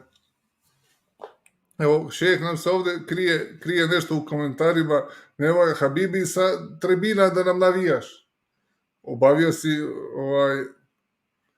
svoje vjerske obaveze, vrati se Habibi, sad to može iz kauča kao god. Vrati se da zaključimo mišće, evo svakako. Jeste, vrati se Habibi, kaže se, tako je vić, kaže se, aplauz, tako je, to ide. Vrati se, šejh, mašala. Barem meni lično je mnogo važno, jer ja sam na taj način i tražio vjeru i tražio uputstvo i da sam gledao i hoću da razumijem i nije dovoljno samo da mi se nešto kaže, nego tražim dokaz. Tako da su meni ovakve teme mnogo potrebne. Zašto? Ako ništa drugo, za ubuduće u nekoj koristi, ako treba da nađem argument za validnost islama i zašto je moj stav takav kakav jeste. Meni lično ne može niko da kaže ja slijepo sledim. Ja nemam jednog šeha, ja imam 100 šehova, 1000 šehova, ma nema od kog šeha neću da uzmem. Ali ja imam svoj stav, ja sam ja. Ja želim da znam zašto tu stojim kako stojim. I zbog toga sam, evo, alhamdulillah, zbog tog karaktera kakav jesam i musliman danas, jesam čeprkao, jer mi nije bilo dovoljno da je meni neki vjerski vođa nešto rekao negde. I islam ovakve ljude kao što sam ja zadovoljava. Neko ko je skeptičan, neko ko ne vjeruje samom sebi, ko ne vjeruje drugima, islam može da zadovolji. Kao što je rekao, eto i brat Abdullah, ja smo ga pitali na početku da nam malo objasni njegov prelaz na islam, kako je prihvatio islam. Kaže da je na kraju, na početku je bilo ono, islam je suviše simplističan, suviše jednostavan. To ne može bude istina. Onda kad je ušao, kad je vidio dubinu, jeste jednostavan, ali ima odgovor za sve. I onda ti kad uđeš u islam i onda postavljaš pitanje, hoćeš da ga demantuješ, onda dolazi ona dubina. To je neizmjerno more znanja. I za svako pitanje imaš odgovor. Ne odgovor slijepo vjeruj, nego odgovor koji te intelektualno zadovolji. Intelektualno te zadovolji. Prije ove emisije, ja sam sad u ovoj emisiju promijenio sam jedan stav. Prije ove emisije, ako bi me neko pitao, ja bih rekao da i Biblija ima soluciju za ovo. Danas mogu pouzdano da kažem ne, samo Kuran ima soluciju za ovo. Tako da sam se okoristio, pa jedan stih, pa jedna stvar, ali sam zakucao jedan argument i mogu sad da ga objesim, okačim na zid i da kažem to je to. Pa da dođe neko da mi pokaže da je. Zašto je naš govor u islamu objektivan? Zato jer ga čovjek nije izmislio, jer mu ga je Bog dao. Da se pojednostavi. Eto, to je to. I ako treba, ovo blago, ovaj argument, sada sam ovdje u pola sata, sat vremena, koliko je bio brat, sat i 15, pokupio, ako bi trebalo, ja bi ga tražio i slušao i trebao da čitam 101 knjigu i ne znam što i godinu dana. Ali eto, tako da ponekad desi se ljudi, mi gledamo, slušamo, čitamo, znači ja čitam knjigu isto i Omer čita knjigu isto. I ako ja i on ne popričamo oko te knjige, vidjet ćemo da smo drugčije zaključke donijeli. To ne znači da se ne slažemo, ali on je vidio jedan pasus, ja sam vidio drugi pasus. Znači, meni se dešavalo u Engleskoj, vjerojatno se ovdje ljudima isto dešava, da prođeš istom ulicom 100 puta i nisi vidio jednu novu radnju. Ona je tu već mjesec dana, 2 mjeseca. Nisi vidio, dok ti neko ne pokaže prstom, jesi vidio ono? Vidi, od kad je to tu? Na isti način, kad čitamo neku knjigu, kad se nešto novo učimo, treba neko ponekad prstom da uperi. Ne da neću da shvatim, nego moj mozak, moje razmišljanje tada bilo na nekom drugom putu, a njegov na tom drugom putu. I tako kad se udružimo, svako nekome donese nešto novo, na taj način smo samo jači. Jači u vjeri, pouzdaniji u razgovoru. Tako da, eto, ja sam se danas stvarno mnogo koristio. Jedva čekam da se ovo prevede, da i narod koji je... Ja sam ovdje uradio neki sažetak, koliko sam sad mogao to pošteno da prezentiram preko mog razumevanja, ali mislim da je zaključak barem definitivno bio dobar, inšallah. Pravo si, brate, znači evo dovoljno ko se ovog jednog ajeta prisjeti, dovoljno dovoljno je pouke za večeras. Eto, tog jednog ajeta iz sure El-Bekar, da je uzvišeni gospodar poučio Adema, znači da se sjetimo te blagodati govora, upravo da taj govor ne uzimamo zdravo za gotovo, da nas taj govor upravo čini ljudima, pa makoliko se mi međusobno nekad i ne razumijevali zbog tih jezika koji se kasnije podijelili, ipak svaki taj govor odlikuje upravo nas ljude. Upravo zbog njega se razlikujemo od ostalih Božjih stvorenja. Samo jednu stvar, šeh, da ne bude ovako imali sad razgovor. Neću da odjavim emisiju ako nešto, izaći ću iz streama, pustit ću neko ideu, te imaš emisiju iduće nedelje za 7 dana. Dođi, barem najavi svoju emisiju, Habibi. Uleti da se pozdravimo, nismo se ni posalamili pošteno. Ajde, Habibi, digni se s te fotelje, može bez kamere. Može bez kamere. Alhamdulillah, Allah te nagradio. Brate, dopusti da završimo na emisiju. Da najaviš iduću emisiju, inša Allah. Prije nego što mi pobjegne, da ne ispadne od ostalih Allahovih stvorenja, imaju stvorenja i druga koja imaju sposobnost govora, čak i da se razumijevaju sa nama poput džina ili meleka, ali od ostalih Allahovih stvorenja koja neće biti odgovorna na sudnjem danu. Pa taj nas govor čini i onima koji će biti odgovorni pred uzvišenim Allahom. Upravo ta blagodat govora i za ono što smo učinili s našim govorom, zato ćemo odgovarati. Alhamdulillah. Evo imamo ovdje jednog novog gosta, novog brata koji nas, barem tako kaže mister, prati. Alhamdulillah, evo smo više skoro 2 godine na netu i mi smo malo evoluirali, jer na početku je bilo više dijaloga, debata, sad su neki ljudi malo pobjegli, nije im do razgovora više, kriju se, kako bi rekli, kriju se od istine, jer ti možeš samo da predstaviš istinu, ali ne možeš nikog da natjeraš da ju prihvati, ali eto, ako te interesuje, pođi na one prve streamove gdje smo odradili nešto o hrišćanstvu, pa smo odradili o demokratiji, pa tako imali smo mnogo tema i manje gostiju, počeli smo ovako sa gostima iz Engleske, ovdje sam ja počeo malo da zovem na oko narod iz zapada, ima toga možda sad jedno pola godine, ali prvu godinu smo se bavili samo sami sa sobom, alhamdulillah, da kažem, sa našim argumentima, sa narodom oko nas, to što se je dešavalo na našim područjima, što je mnogo važno osloviti, recimo, da li je Hrist alejhi selam razapet, pa Mohamed alejhi selam u Bibliji, pa Pavlova učenja, pa vjerodostojnost spisa i tako, odradili smo mnoge fine teme, tako da, eto, preporučujem onim koji su tek počeli da prate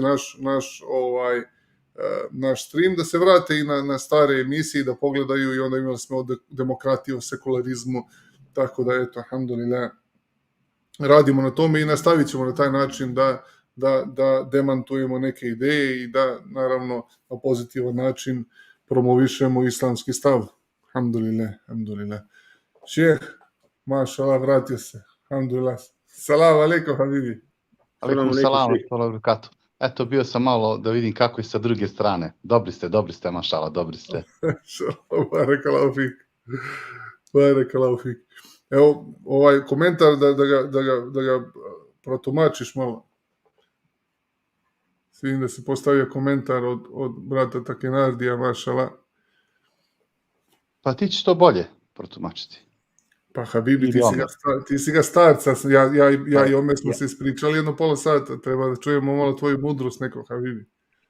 Pa dobro, ovo je baš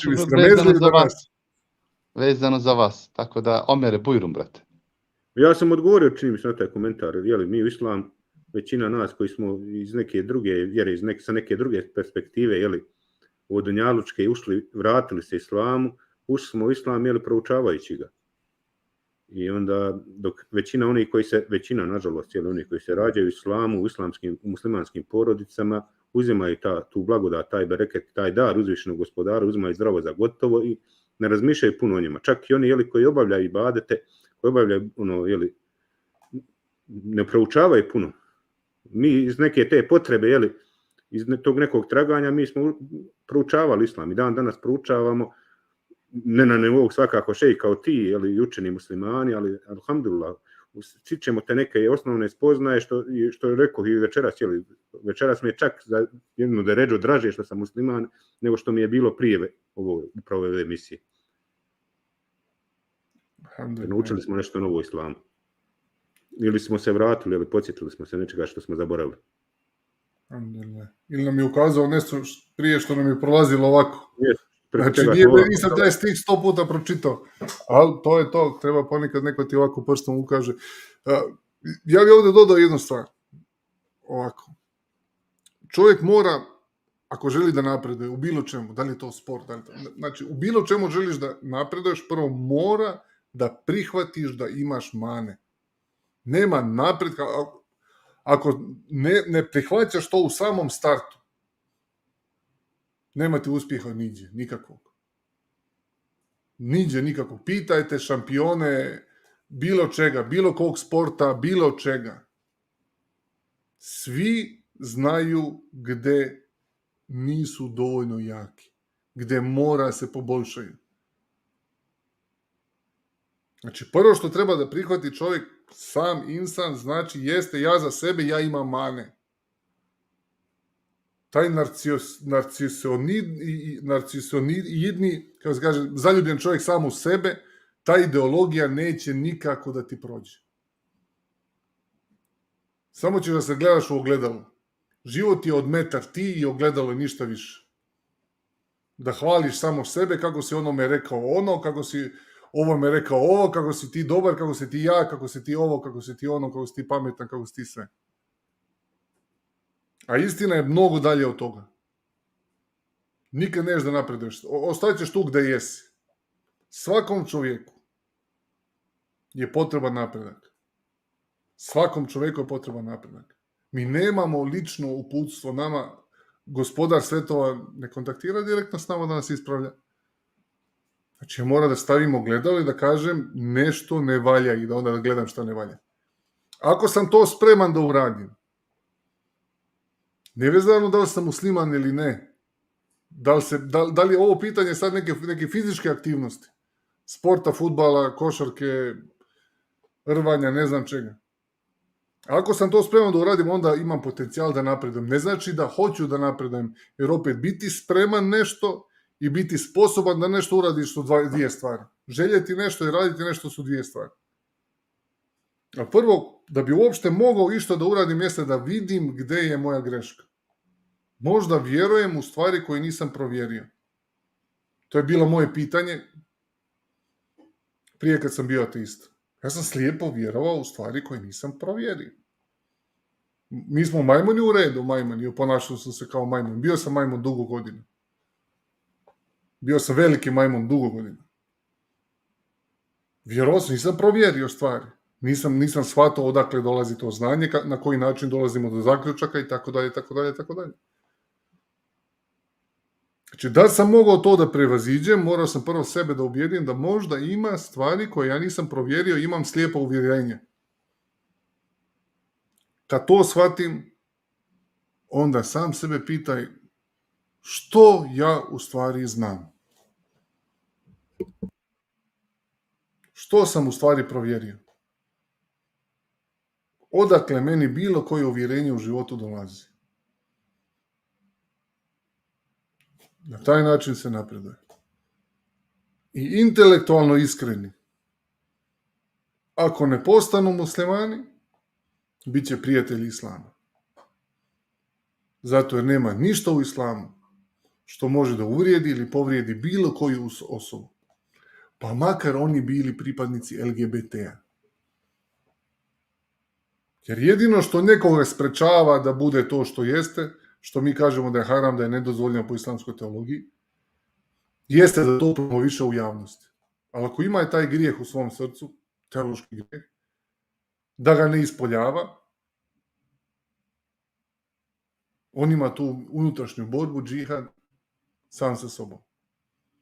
Znači, islam te ne osuđuje za ništa, ali islam ti kaže pogledaj u sebe svoju grešku koju imaš i kakav god da si možeš da budeš musliman. Ali nema tu da ja sad stavljam svoje standarde. Moji osjećaji ništa ne znači, kao što sam više puta najavio, rekao u različitim emisijama. Znači, ako moji osjećaj lični ništa ne znači, pa ni tvoji ne znači ništa. Mi ne stavljamo standarde po osjećajima ljudi ili ličnih, a za napredak treba čovjek da zna, da shvati prvo da nema napretka bez greške. Znači, ako si bezgrešan, onda si potpuno, onda si Bog, ne trebate niko. Ne trebate niko, čovječe. Dok god shvataš da si insan, da si Adamovo dijete, da si stvorenje od gospodara svoga koji je jedini, perfektan, znači nisi perfektan, znači mora da se ispravljaš. Gde i kako, možda to ne vidiš danas. Najbolje ogledalo su dobri prijatelji koji su bogobojazni, koji će ti kažu. Znači, uvijek je važno vjerniku da je u dobrom društvu. Jer da si u društvu licemera, ili da nisu licemere, su u društvu, recimo, velikih bludnika. Oni će da te zahvaljuju i da te tapšaju po ramenu zato jer se okreneš i prokomentarišeš svaku curu koja prođe pored tebe i zato jer si uspješno bludio tamo i vamo i tamo ili sa ženom nevezano. Svakog momka koga si zavela nevezano. Znači, ako si u takvom društvu, onda to nije greška, to je pohvalno. Prvo, treba shvatiti da su određene stvari koje radimo, da li je to blud, da li je to kocka, da li je to ogovaranje, ma ljudi koji redovno idu na dersove, idu na džumu, klanjaju, a čim izađe na kafu, znaš onaj moj sused, on je, znaš onog brata, on... Kome je pošao taj namaz, kome je pošao to dobro djelo, njemu na sudnjem danu. Tražimo halala. Znači, šta treba? Treba da čistim svoj jezik. Ali u svakom slučaju, svako od nas ima problem. A najveći problem ima onaj koji se nije gospodaru pokorio ispravno. Pa prvo treba čovjek se pita kako se gospodaru pokoriti ispravno. Šta stvarno Bog od mene traži? Islam je jedina solucija. Ako se neko ne slaže, dođite. Za 2 nedelje, za 14 dana otvoren forum. Svako bit će link postavljen, svako može da dođe, da da svoj argument za svoju vjeru ili protiv naše. Ili da pohvali, ili da ukori, kao god. Kao god. Alhamdulillah. Hvala, brate Džosa. Vidim da si ovdje si stavio baš jedan komentar, da si preko brata Andalusija, mašala, preko brata Andalusija si vam znaš. Allah te nagradio, Allah njega nagradio, podijeli, pogledaj. Na početku je bilo malo više ono kao Hamza's den, znaš, bilo je mnogo svađe sa nekim hrišćanima, dok nisu odustali.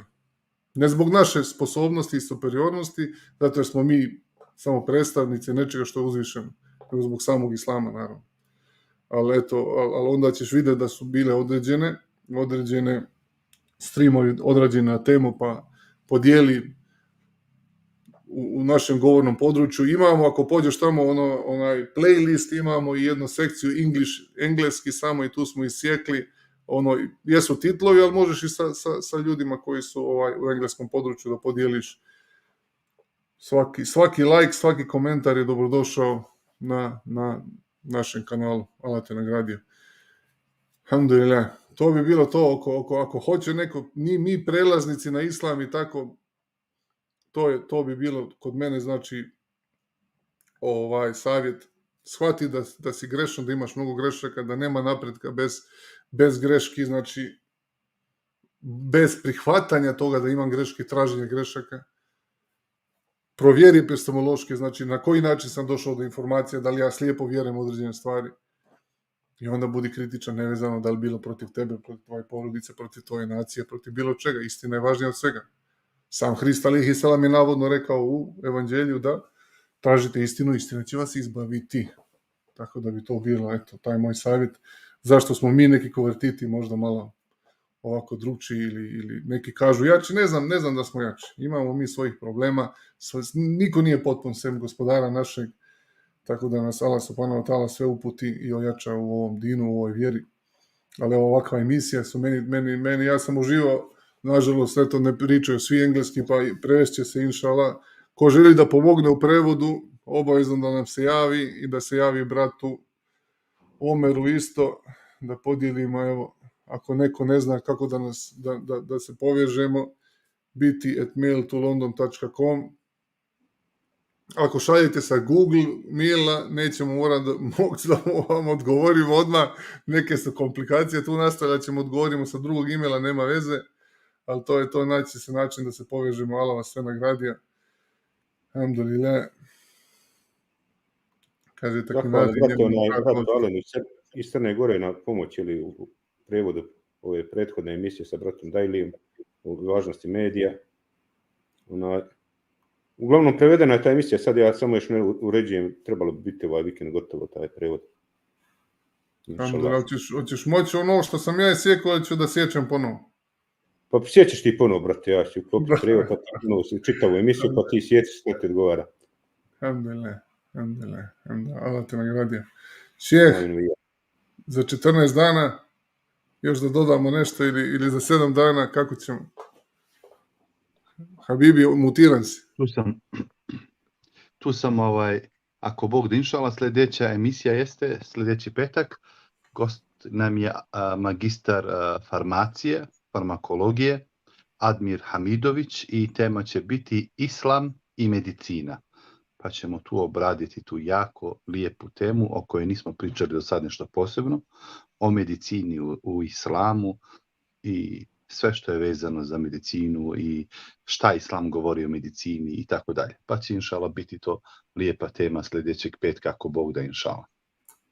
Inšala. Znači iduće sedmice jedna fina, edukativna, zdrava emisija koju ja definitivno ne smijem da preskočim, jer će tu biti sigurno manje pite, manje šećera, manje više rekreacije. Znači ja sam sigurno fan number one, treba to da pogledam, da se podsjetim i da onda praktikujem to što čujem, da nam Allah svima olakša. Evo možda jednu anegdotu, kad sam došao ovamo, kaže meni Hanuma, moja žena, kaže i šeh, pa njemu sam to već rekao, kaže meni žena, ovdje se svi ste Srbi, svi su muškarci, ona još ne razlikuje malo to Bosanci, Srbi, tako da u Srbiji je pa malo treba sad polako da se slegnu neke stvari, polako objašnjavamo, ali mislim generalno sve muškarci, kaže svi ste debeli, svi imate tip od beli, znaš, kako izgleda onaj čajnik, ovako je malo kruga oko stomaka, kaže imate svi oko stomaka, a kaže žene su sve fine, sve su vitke.